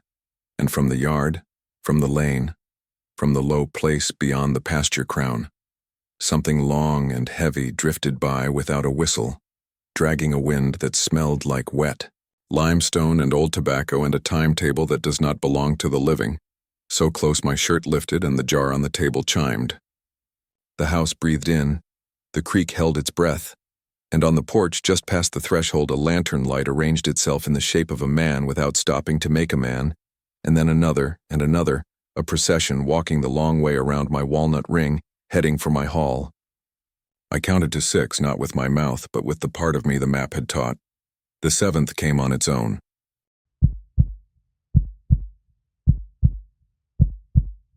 A train should warn you. It should blow a sound through bone and timber so the world has one honest second to decide. The Clinchfield once did. When I was a boy, its whistle braided with whip-poor-wills at dusk and turned the ridge blue. Lately, the air has gone quiet where a holler expects a horn. The wind drags along the valley anyway, cooler by a notch, and leaves you staring at nothing while your shirt lifts as if something huge just moved past. It is a mean courtesy, that kind of silence. It lets you understand the size of what you can't see.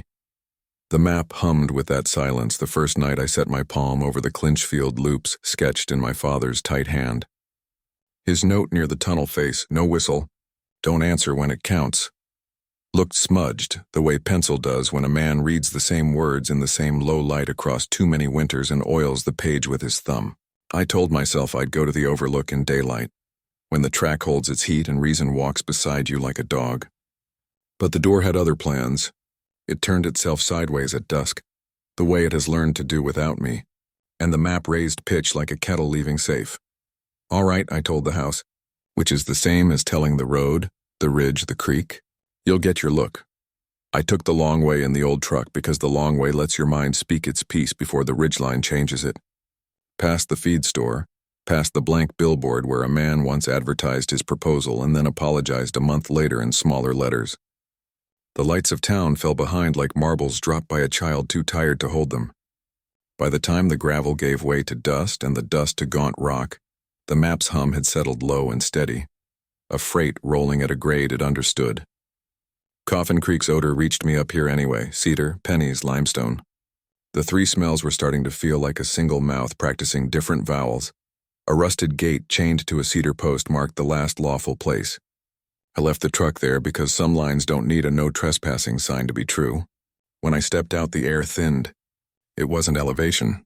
It was whatever drinks the oxygen from one place and keeps it to use in another. The ridge keeps accounts I don't get to see. The footpath switchbacked through scrub pine and laurel. The ground under my boots crunching old cinders with the gentleness they grant only a man who is walking toward trouble he does not intend to argue with. The hillside fell away to my right. The loops revealed themselves in pieces, curved embankments shouldered with riprap, black mouths of cuts, steel glinting through sumac. I've always loved how the Clinchfield draws its handwriting around these mountains.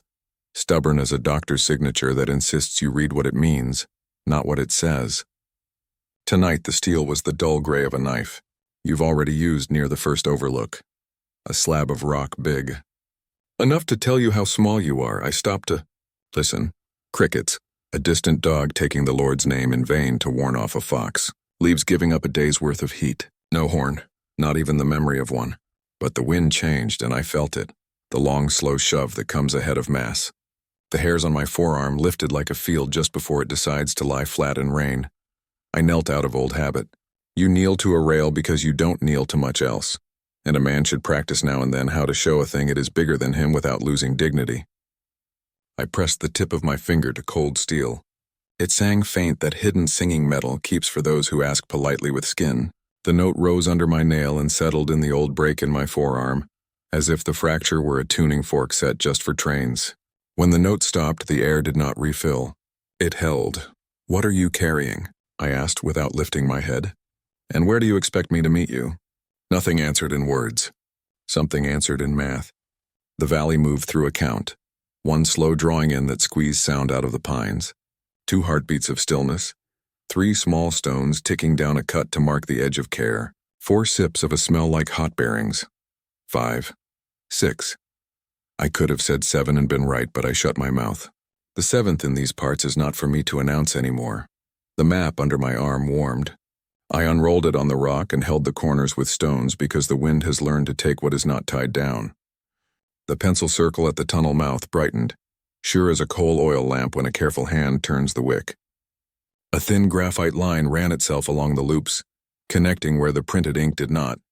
My father's extra path, the way a man learns a shortcut only after walking the long way for 30 years. It ended not at the usual portal where the train dives under the ridge and emerges where politicians shake hands with cameras, but at a smaller mouth, a service-added cut for men, not engines. He had written there, "Hold breath. Do not invite." I closed my eyes and remembered the first story I heard about the tunnel collapse. I was young enough to believe roofs don't fall if men respect them. Old men at the store spoke names soft and argued about whose shift it should have been. In a way, those arguments are prayers, the kind men say when they don't remember how to fold hands without tools in them. "They didn't whistle," one would say, shaking his head. Not since. He never explained why, and none of us asked. Years later, I learned that sound counts as a kind of calling out. Whistles put the mountain's ear on you. If you've already taken one of its men, you don't call attention to a debt. I climbed to the service mouth. It sits like an unconsidered fact. A rectangle cut in shale, barely taller than a man, framed with timbers the color of tobacco spit. A padlock used to hang there. The lock was gone, not broken. Absent the way a word vanishes from a mouth that needs to forget it. The timber lintel wore marks, fingernails maybe, dug hard in one place where someone has said a full name through wood and regretted it. I did not touch those grooves. Inside, the air changed again. I have never been in a church built of stone under earth, but I know now what that would feel like. The pressure on the forehead bridge, the ears making small complaints you tell them to hush, the throat working because the air asks it to. I lifted the flashlight and the beam became a modest thing, kept in line by the way rock holds light like a parent tolerates a child's running in the front room only when guests aren't there. Water ticked in the distance, not a flow, a sanity. The map in my hand hummed in approval. Or warning. Those 2 flavors are cousins. I walked with my right hand trailing the timber. Under my fingertips, old tool marks. The imperfection of men carving straight lines through arguments older than language. Every dozen steps or so, a chalk mark brightened on my left at the wall. A short horizontal, a long vertical, the tally of someone counting days or men or breaths.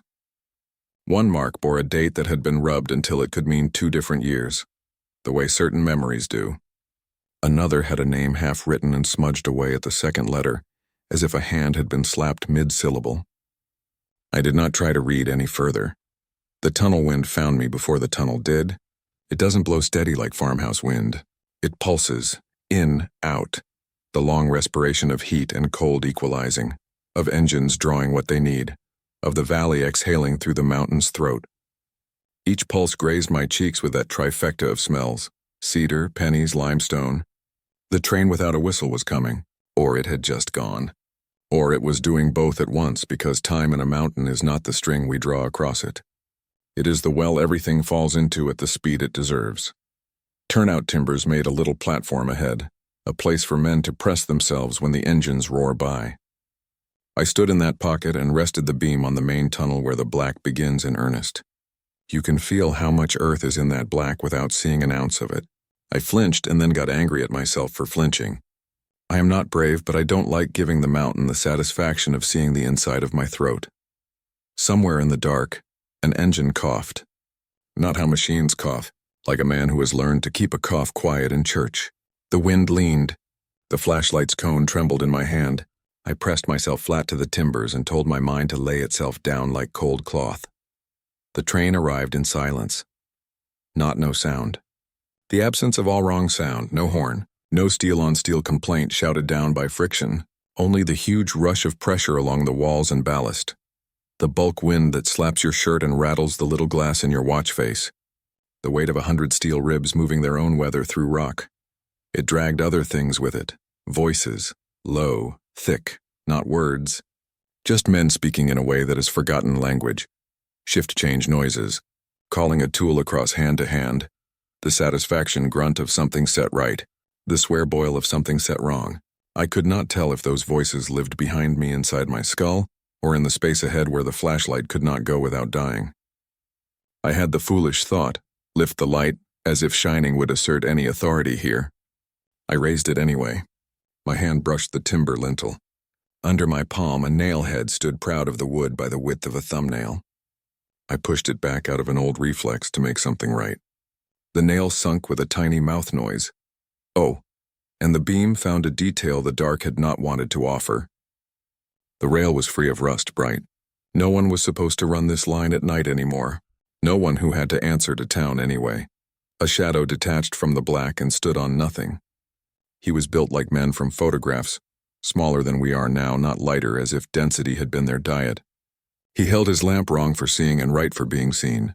I couldn't look at his face long. My eyes slid like rain on a good slicker. He lifted the lamp to the lintel where my hand had just pushed the nail. He touched it with one finger. It made that soft mouth sound again. He did not look at me. He said to the mouth of the tunnel what men say when they have done a thing they will not be convinced to undo. There. The wind took the word and laid it down in the ballast, gentle. The train, the pressure, the breath, the idea rolled past, and with it came a quiet like after. The kind of quiet after violence, after music, after a baby is born and cries and then sleeps and the room remembers how to be a room. I stepped down from the pocket. The beam caught chalk again on the left wall. Newer, my father's tight hand. The letters were not a name. They were a sentence cut into one word. Bearer. He had underlined it twice and then tried to rub the underlines away with his thumb and failed. Why here? I asked. I aimed it at the chalk, at the rail, at the shadow that had decided to stand where a body would be shredded if the world were honest. The answer came as a change in the wind's purpose. It breathed out of the tunnel into me across the adit, up the switchbacks, down the laurel, through the pasture, over the walnut ring, through the screen door a carpenter hung crooked in 1951, and that all of us have learned to live with, down my hall under my rug and back up into the attic hatch. It is a skill of this place, sending one breath to do the work of many miles. 3 soft knocks answered from poor boards above my kitchen. Be knocked, the goat man had said. I hear you, I told both the tunnel and my house, but I am not your horn. The shadow did not step toward me. It bent and set the lamp on the rail as if to declare the track married to light, then lifted it again, the way a man tips a hat to a widow, without making her bear the weight of his pity. I saw his mouth then, not his face, just the mouth. His lips formed a name, my name, and then he paused on the middle, not because he didn't know it. Because he did. He did not say it. He did not give the mountain mine. I understood then why the train had stopped whistling. We do not call out, not if we know what comes when you do. A vibration turned my ankle bones to glass, the mainline engine coming, the shape of it not mine to assert. I stepped into the pocket again. The pressure arrived like a front carried on iron ribs. The shadow lifted his lamp, the world's old signal for I am here, do with me what you do with lamps. Air slammed. The flashlight in my hand went blind as a coal vein. I shut my eyes. Sometimes your best instrument is the ones you can close. The train came through me and did not move me. That is the truest sentence I have ever managed. It passed in the way grief passes. You discover on some Tuesday that the weight is elsewhere and that you are still its chosen container. My teeth rang. The nail in the lintel pushed itself flush with a contented little throat noise. Chalk dust sifted from letters cut by men who needed to be remembered, and knew they would not be. The ghost lamp touched the rail again. The voices in the wind gave one syllable that might have been the start of a laugh or the end of a prayer. Then the pressure was gone and the world returned in pieces, droplets ticking, the beam finding floor, the fine hiss of cinder settling back into what counts as rest for ash. I opened my eyes. The pocket was empty. The tunnel breathed much more like a room than a throat. The mainline curve outside took a long time to give back the small noises that make a man believe in fields and fences. I rested my hand on the lintel and felt for that nail. It was sunk to the head. I will tell you straight, I said thank you to a fastener. I have said stranger grace since this began. Behind me a footstep counted on ballast, 1, 2, 6. I will not tell you I stood there brave and still. I flinched only once. Then I made myself turn slow because quick looks like fear, and everything that visits here is fed up with fear. What stood in the adit mouth did not belong to tunnel or field. It belonged to the net between. He had my father's posture and some of his measurements, but he carried a weight different from any man I've known. His eyes had walnut in them and creek black and something else like coal before a flame. He touched the tally marks on the wall like a man reading a rosary with his fingers. His mouth made the shape of my middle name and did not let it out. You carried, he said. Not a question. I held my breath, I said, which is how carrying feels when the thing you carry is not meant to be lifted by arms. He turned his head toward the tunnel dark. They count now without saying the numbers. The smallest edge of pride lived under the sentence the way a seed lives under dirt. Then his face, my father's face, worked through something that hurt even after death. They want the door, he said. They always want the door. I thought of my latch at home, the habit it has developed of lifting and lowering like a tired eyelid. I thought of the goat man telling me to carry steps where doors are made. I thought of the addict knocking polite patient, the way a thing does when it knows true words cannot be intercepted by metal or wood. If they come, I said, I am not whistling for them. He nodded. He took a small object from his pocket and set it on the ties between us. It looked like a button at first, a black disc rubbed shiny by thumb and habit. He turned it over with a nail. The other side bore a number plate's torn screw hole and the ghost of 2 letters, C and F, what you see when a plate rips off a boiler fast and stays hot enough to get hammered flat by time. For your house, he said, not as iron on walnut. He glanced to the rail. As memory on threshold, what will it call? I asked. He smiled my father's broken grin in a way that refused to comfort or threaten. Not call, he said. Refuse to. He slid the disc into my palm. It burned. I closed my fingers around it and the burn became a deep, sweet ache, the way a tooth that will lose you sleep announces itself at supper. The wind changed direction again. It carried town smells up to us, grease and soap and somebody's supper, and buried them under limestone. The far loops made a low steel groan, not from any engine, from the line, remembering. I used my boot to rub at the chalk my father had left. The underlines under bearer he had tried and failed to erase. My heel blurred them to a gray. I left the word. I am not fool enough to cross out a duty I was born into in a place that keeps inventories. We walked back out together, me and the man who wore my father like a coat. We did not speak. At the mouth, the night had settled into that hour where you can tell to the minute when the deer will begin their quiet claiming of the ditch. He stopped and lifted his face to the wind the way men do when they are deciding whether to keep a promise another day. Count careful, he said. Left foot last, right foot first. If you feel the whistle in your bones, don't put a name on it. Not even mine? I asked. He shook his head. Especially not yours. He turned away then toward the cut and the long curve where engines learn humility. The shape of him thinned into the air without making drama. It is that plainness that frightens me most. The way the ridge will take a man and set him back down thinner, or not set him back down at all with no flourish. On the walk down, I kept my right hand to the timbers again out of a need to belong to something solid. My fingers found the nail heads and counted them like little coins I meant to spend in good places. I came out into Laurel that breathed like a sleeping brood sow and made my way to the truck. When I turned the key, the engine started like a loyal animal. The disc in my fist cooled to the temperature of a decision I would keep. At the gate, I stopped and watched the valley breathe. No horn.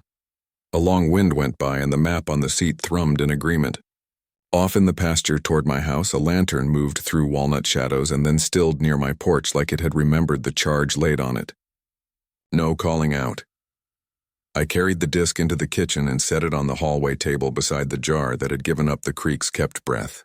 The attic hatch had pulled tight, content for now. The door's latch lifted once, gently, because the door is polite even when it has been made a participant. I pressed my palm to the wood and met it the way men meet strong things, not with force, with a kind of leaning. The house leaned back. Tomorrow, I said to the disc, to the hatch, to the walnut ring, to the goatmen who might be standing in the yard watching my porch decide, to the men in the tunnel who have stopped whistling so the mountain doesn't fix its ear on them, to my father who writes letters in chalk and then rubs them wrong, to the seventh step that has learned to arrive by not arriving, and from the hallway runner, right where a boy once dropped peach syrup and tried to hide it with his sock, the first tiny steel knock rose through the boards. Not 3. Not 2. 1. Waiting. 1. Waiting. The house breathed in, and somewhere far down the line, without a sound, a headlight turned toward my door.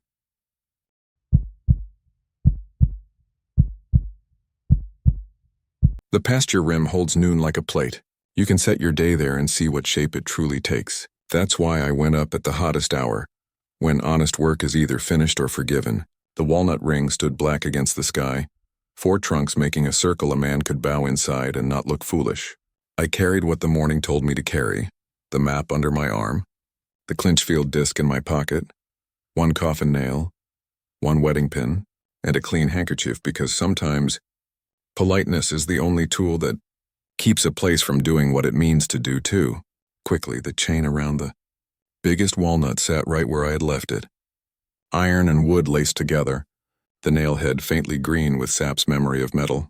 Overnight, the bark had taken another shallow bite of the wood link, as if reminding me that agreement between iron and walnut isn't a treaty. It's a meal that must be chewed again each day.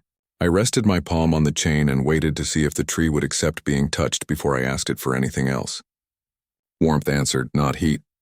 The kind of warmth quilts give back when you fold them and lay them at the foot of a bed that will be needed by dark.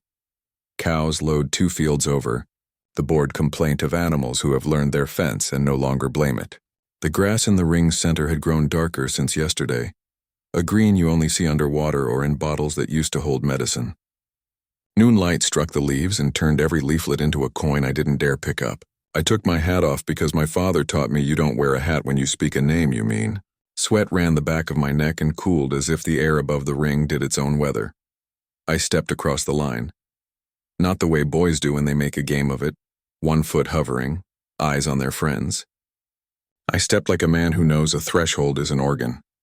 The ground acknowledged me by refusing to give an inch. The map hummed against my ribs. The 7th step did not announce itself. It settled at my right heel the way dusk settles on a porch, present before you remember to look. Should I say what the sound is like there?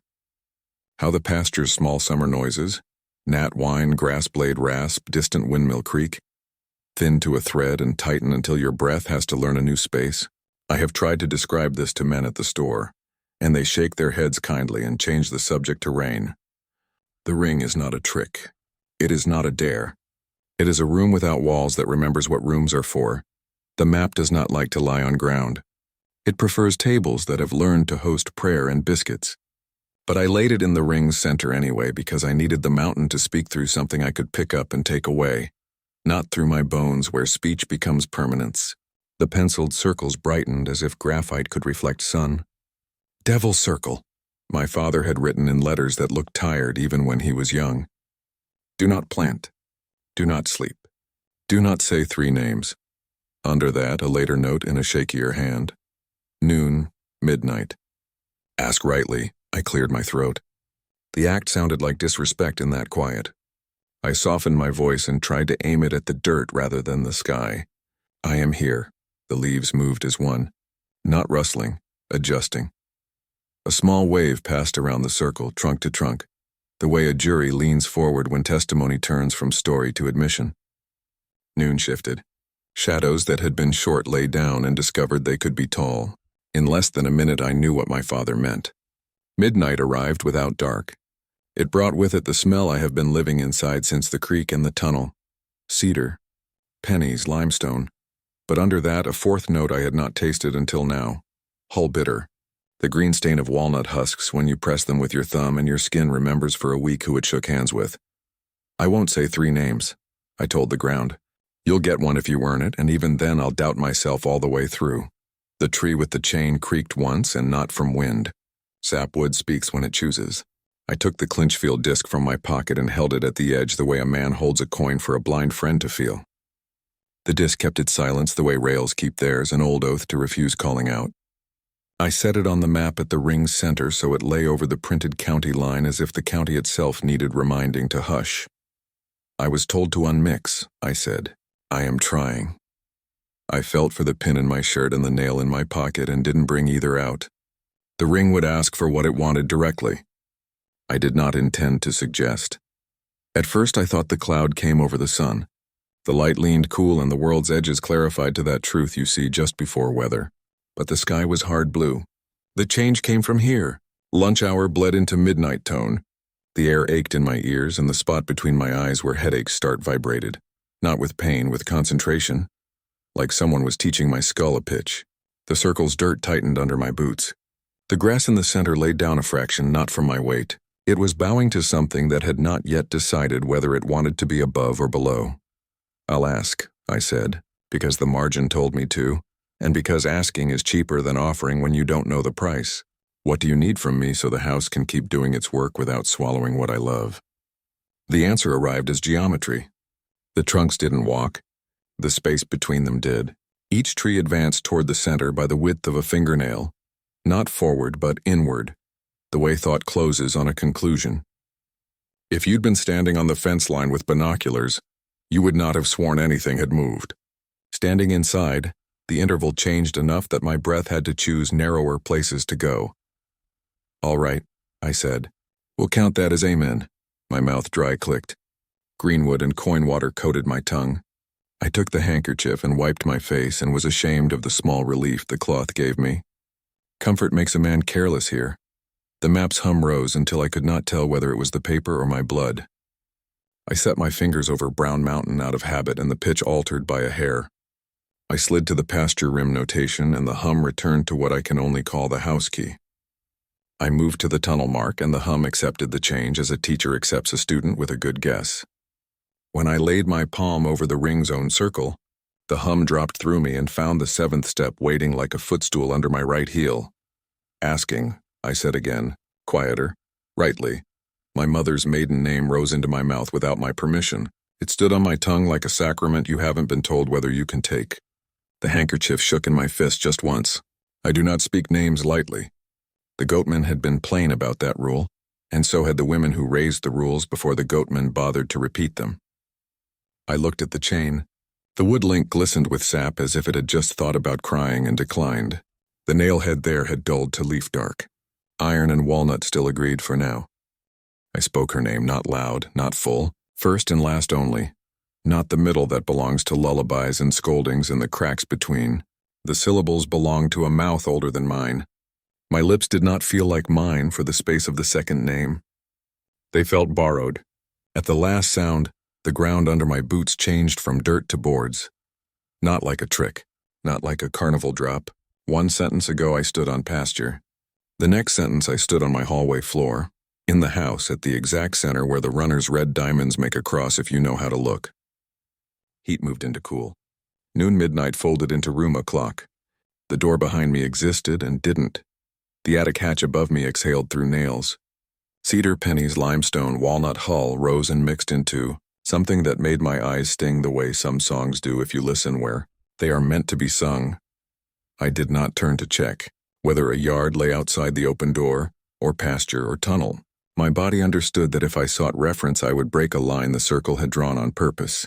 I kept my feet careful where they were and let the house show me what the ring had meant, the inside and the outside taken in the same hand. A small scraping came from the kitchen. Not a mouse. Utensil on plate. A meal being readied by someone who doesn't make noise when she lays out forks. My mother never let forks touch bare wood. She set them on folded cloth napkins even on days when stew came at 10 p.m. and we ate tired. Metal remembers, she'd say. You put it on gentleness or it scuffs up everything we lean on. Ma'am, I said into that scrape because manners put your body in a shape that can survive what comes next. The Clinchfield disc warmed in my pocket like a stove lid under a mitten. Across the hall, the front room cleared its throat the way a place does before church ladies arrive. The lace curtain lifted without the window open. I didn't look. Looking is a kind of invitation. The attic hatch, which has grown talkative since I unboxed those pins and nails, held silent. Respect or expectation, I couldn't tell which. My mother's maiden name felt larger in my mouth now that the house had accepted it. I spoke it again, softer, placing it on the floorboards the way you set a jar of peaches on a shelf you plan to reach for with reverence. This time the boards answered, a low thrum like two bass notes tuned in agreement. The map by my foot now, though I hadn't carried it in, rested against the runner and trembled so fine you'd have had to be on your knees to see it. The walnut ring outside, still outside, always outside, creaked like a pew when a body shifts to relief. Do you want it all? I asked the house. The name? Or do you want me to keep a piece so I can remember I belong to someone who had that name before me? A voice never came. Instead, the door, which has spent these days learning how to turn sideways, offered a different lesson. It leaned infinitesimally toward the frame and stopped, as if showing me that sometimes belonging is the shape of not quite shut, not privacy, not refusal. Possibility held with a steady hand. I learned slowly. You might ask where fear went in all this. It stood behind my left kidney, hands on my shoulders doing its job, to keep my knees honest and my eyes from getting above themselves. What I felt most, though, was grief of a plain sort, not theatrical. Practical grief, the kind that folds towels and clears the table and says, we have enough time to hurt and to work, and we will do both. I'll keep a peace, I said, and I will not speak the middle through the door. The disc cooled in agreement. The runner laid down a wrinkle exactly where my mother used to catch it with her toe before company, and smooth it with a small scold to the house for not remembering how to meet strangers right. The seventh step, which had been waiting like patient weather, arrived beside my heel with a presence so gentle I could have called it kindness if I didn't know better. The goatman had told me this part. You do not walk alone in your house anymore. I said out loud to the ring that had let me bring my feet into my hall without taking them from pasture. I will carry what I can. Not out, the ring said, though it did not speak. My body heard it. Across, the cruelest and fairest direction. I moved 2 paces toward the front of the house. The 7th matched me. The air changed in the front room doorway, not becoming cold, becoming attentive.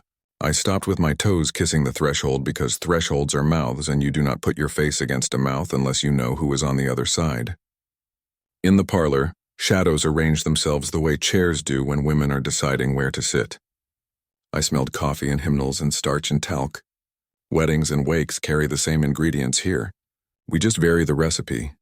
Pins and nails, I said, reminding myself as much as anything. Unmix. The stair at the back of the hall made one tiny sound, a relief of weight. The hatch nails settled by the width of prayer. In the parlor, the shape of a table, a ghost of a table, really, the mark furniture leaves and floorboards after the thing itself is gone, appeared and then reconsidered. A ring of pale dust at the carpet's edge shone and then dimmed, as if someone had lifted the rug to shake it on a day when she should have been sitting. All right, I said. We'll start here. I took out the wedding pin. I did not take out the coffin nail. The ring had been clear. Noon is midnight. I will not hand a midnight its own tools. I set the pin on the threshold trim, head toward me, point toward the parlor. My mother would have winced at putting metal on wood. I laid the handkerchief under it for her. The pin lay there, burnished and vanity-free. Its brightness did not challenge the room. It offered itself. I am not binding, I said. I am reminding. The 7th step leaned as if to see better. I bent and with 2 fingers rolled the pin 1 turn forward into the parlor. It stopped at the mark where rug used to end. The air took a breath like a woman preparing to say something gently and then deciding not to.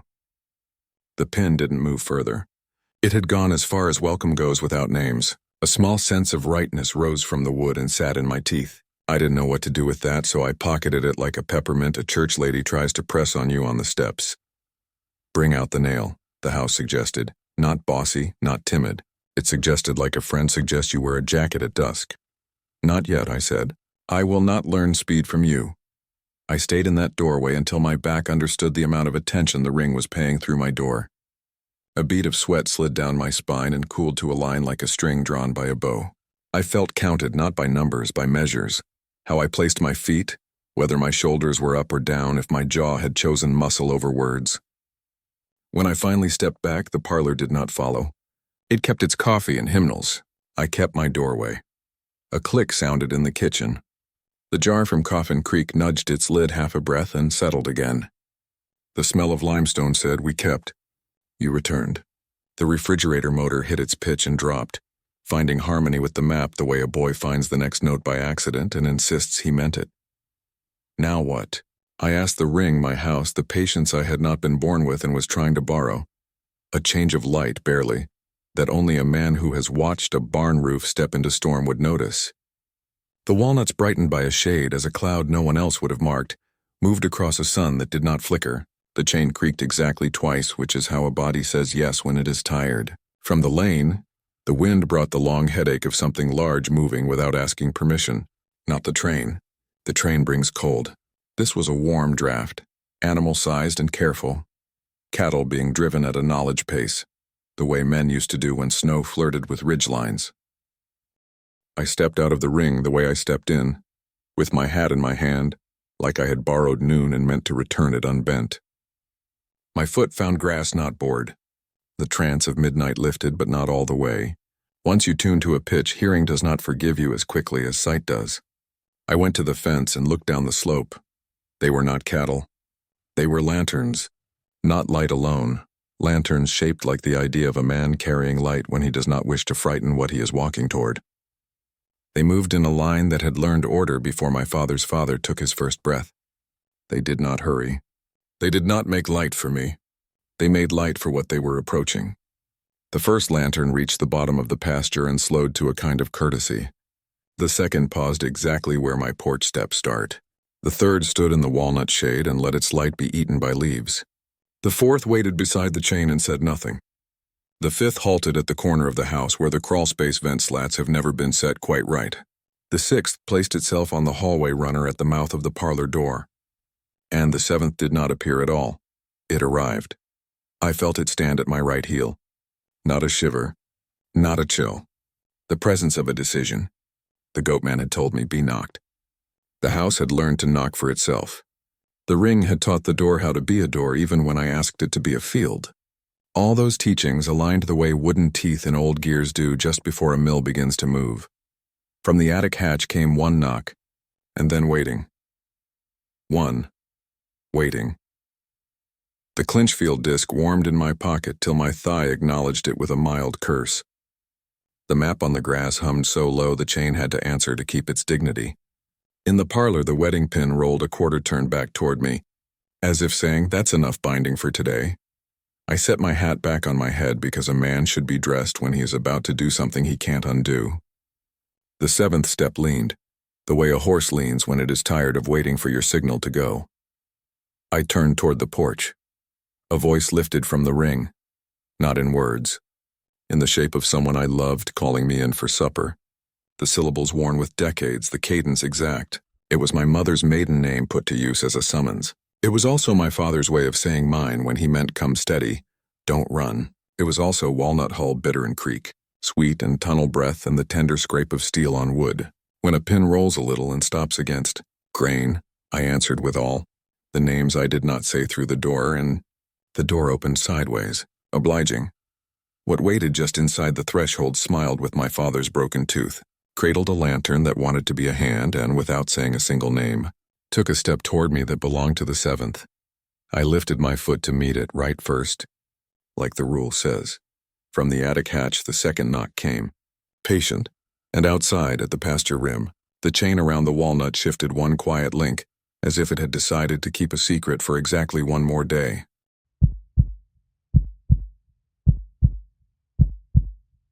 People talk about the brown mountain lights like fireworks with manners, harmless balls that drift, wink, and go to bed on time.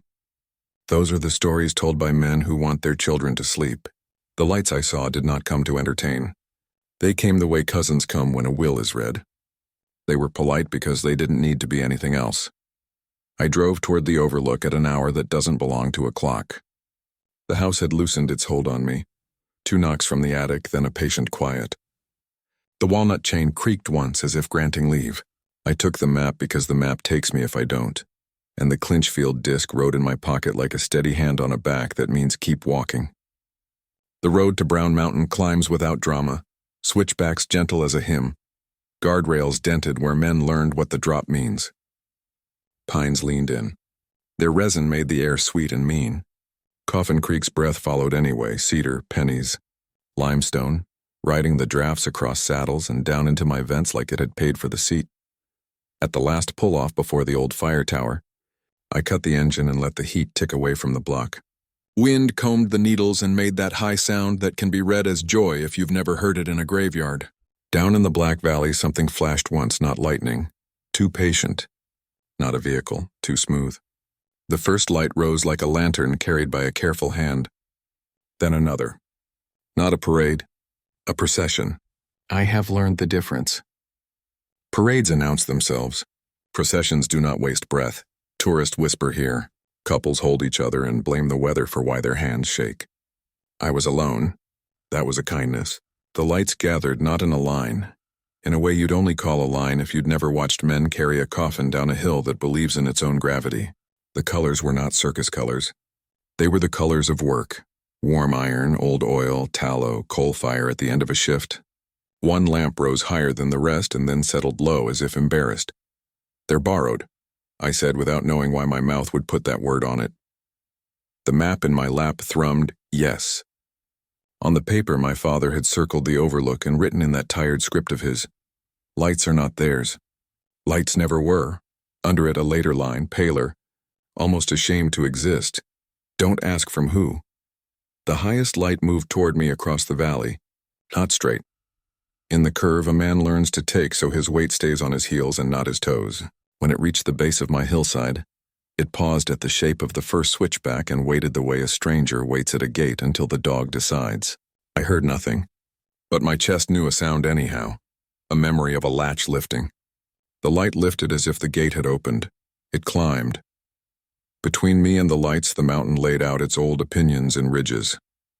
Each time the light hit a new level, it dimmed as if respectful of what the previous hill had to say. Then it brightened again to carry on. I thought of candles borrowed from funeral to funeral. One taper sharing with the next until the first remembers. It is allowed to burn out. At the overlook, the wind held the exact chill a mother keeps for waking sleeping boys.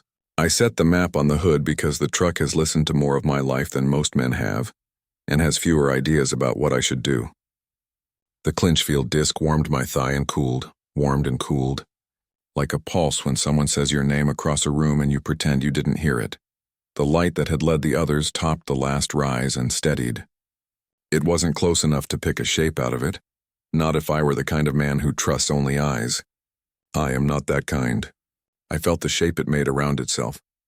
Like a man with a coat over his arm, like a boy holding a paper crown he means to hand to a cousin and pretend it was hers all along.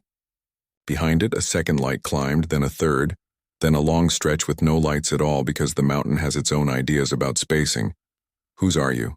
I asked the air, and the air answered by leaving my mouth dry. I ran my tongue along the place my tooth aches in low weather. It didn't ache. I was grateful and suspicious. I could have left it there, watched from safety. Written a note in the margin where my father taught me to write, gone home before the latch lifted. But I have learned the power of wrong distances. If you stand in the wrong place, you become a story the lights will tell about a foolish man who would not step down to meet anything halfway. I walked the trail to the service road that cuts closer to the ledges below. Gravel rolled under my boot as if trying to get me to reconsider. The pine roots hooked across the path like an old man's fingers. When I came to the first outcrop with a view down the throat of the valley, I stopped and looked without asking to understand. The foremost light had reached the shelf where men once sat their lanterns to drink water and let their breath catch up. It did not sit. It balanced a moment like something about to speak and not wanting to sound like a fool. The darkness beside it thickened. A second light arrived and stood at its left shoulder. The dark between them lifted at the edges and took on a shoulder shape too. The negative of a man who would not be seen unless you owned light to spare. I took the Clinchfield disc out of my pocket and held it at face height. It cooled until my palm sweated against it with surprise. I put it against my chest. My heart recognized it the way a song recognizes a voice. The map on the truck hood hummed a low chord through metal. The lights in the valley answered with the smallest change in color, warm iron to warmer, like a stove eye turned to fraction. The first light made a decision. It rose above the shelf and then it didn't move. The mountain moved under it. The entire wall of dark across from me, tree and rock and absence, breathed a fraction inward, a fraction out. The same way the tunnel had breathed when the train without a whistle came. The light stayed at a fixed point in the air and the world beneath it rolled toward me as if pulled on a slow invisible belt. It was coming to my door. Not the door at the house. The door I carry when I am not at home. The little one I keep between the ribs so I can walk into any room without having to check the corners for my name. I can't take more, I said. You'll have to leave some for yourself. The light dimmed and brightened again as if nodding. Behind it, more lights bled up a ridge and found their places with the choreography of a practiced grief. They arrayed themselves in a curve that matched the hill but not the trail. A route through older footsteps than any park ranger would mark. Somewhere far to my left, a couple giggled and then fell silent the way people do when they remember they are not alone. The wind took their breath and gave it to the lights. A figure stepped out where figures do not step. He did not glow. He pinned light to himself by standing where it wanted to go. He wore the shape of a man who has been praised for strength and punished for using it. His head was bare. His hair lay the way hair lays after a cap is pulled off with respect. He turned his face toward me and did not become clearer. He did something worse. He became familiar, my father's stance, not his posture now, a merging of men. The old miner who lost his voice one winter. The boy who drowned at Coffin Creek and owes one breath. The pallbearer whose leg the hill measured by shin-width prints. They stood inside the shape the light made and used it like a mirror finds a woman's mother in a daughter's face. Don't whistle, I said to no one and everyone. The first light dipped as if to answer. It rose again and moved toward me without moving. I felt the seventh step arrive at my heel with the weight of a thing that has learned to keep its own counsel. On the map. My father's pencil had traced a line from the overlook to the pasture rim and written beside it the plainest sentence he ever wrote me. They will take the long way. Meet them where the fence bows. I hadn't understood. Fences bow for ice, for men who lean their loneliness on them. For cattle with necks too thick to learn. I understand now. Fences bow for light that does not want to be mistaken for light but must pass through places that insist on it. The procession accelerated and did not hurry. The little hills between us learned to make room. The dark adjusted itself, the way women do around a wide table so everyone can set down a plate. Orange to old ivory to a kind of yellow you only see inside the yolk of an egg laid by a hen that has earned the day. They arrived at the bottom of the slope under my overlook and stopped where the land pauses to consider whether it belongs to ridge or gulch. 7 did not show. 7 arrived. The 7th is a lesson more than a number. It drew near enough that the iron in the Clinchfield disc all but sang in my palm. The goatman had told me, do not knock. Be knocked. The house had taught me to open sideways. The walnut ring had showed me how a room without walls holds noon and midnight at once.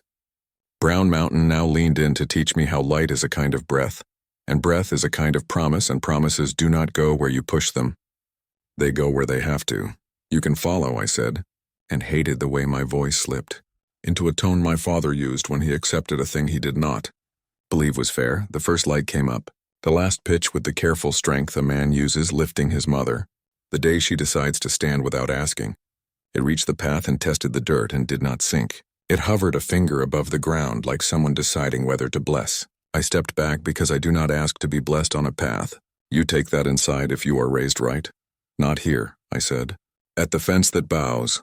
I turned and walked, and the 7th footfall laid itself beside mine, and the lights traveled with the mountains, slow belt under them until they found the long curve of road that leads to my lane and the pallbearer's prints that lead to my gate and the walnut chain that knows when to creak and when to keep a Secret an extra day, on the drive down, headlights from the highway threw themselves up the ravines and failed to touch anything that mattered. Twice I saw a light in my side mirror where no car could be, and then it was not a light.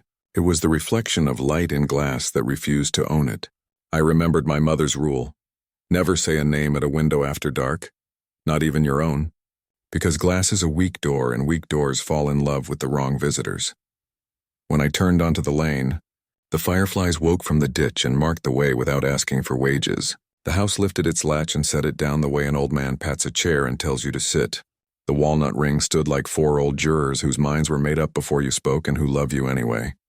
I parked under the maple and left the key in. I set the map on the hood.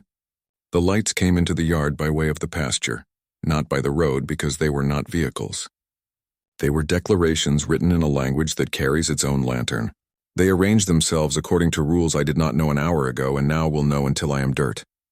One took the path between the porch and the planted lilac my aunt brought over as a guilt gift and that never once bloomed for us. One settled by the chain and sweetened its sap. One went to the crawlspace vent and remembered every nail jar under there. One lined itself up with the hallway runner until the red diamonds caught a color I had never seen, and now will always see. One paused at the kitchen window and peered in with a courtesy that stung. One stood at the edge of the property where my father's fence bows from generations of leaning and made that bow look like a planned amount of grief. The 7th stood at my heel. "Be knocked," I said. From the attic hatch came a single knock that hit the house the way a hand hits a stopped heart. The door tilted, not out, not in, sideways, obliging. The Clinchfield disc cooled to the temperature of a decision kept. The map raised its hum to match the refrigerator, and both of them dropped it together like they'd been practicing for years to get that right. I did not speak a name through the door. I did not lead with my left foot. I held the wedding pin in my pocket and the coffin nail in the other, and kept them apart like boys who need separate corners until they remember themselves. I stepped over the threshold with the 7th at my right and the first light at my left and 6 others taking places in the rooms they had always meant to visit. The hallway did not lengthen. I lengthened. The boards did not bend, I bent. My lungs did not empty. They discovered a place in me that had waited since my first truth to take a larger breath. At the center of the hall, where the runner's diamonds cross, I stopped because houses prefer when you stop where they are used to you stopping. The first light lifted and settled over the Clinchfield disc on the table, and snuffed nothing and ignited nothing and still made fire. The second settled under the attic hatch and turned every nailhead into a moon that remembered where it had been hammered. The third took the parlor's ghost table and put its weight down like you put a sleeping child down, and hope this time she stays.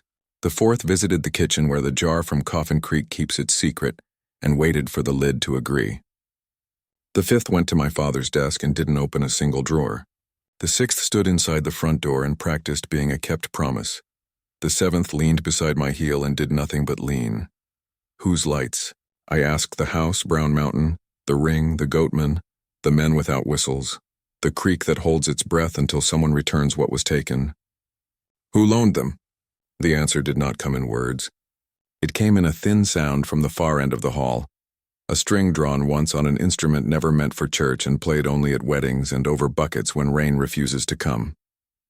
It came in a smell that is not cedar or pennies or limestone, but a fourth thing that hides inside walnut hull, a sweetness you cannot eat, only carry to a room and set down on a plate for people who knew a woman whose hands never stopped, making the world right until they did. A shadow in the mirror became more. Shadow and then a face beside my face. The same broken tooth. The same sleeves rolled, the same posture of a man learning to hold 2 weights. My father said nothing. He looked at the light over the Clinchfield disc and nodded like a supervisor who is pleased no one died today. Beyond the porch, down in the lane, a car door shut. Voices. Laughter. The kind that says company is not for you.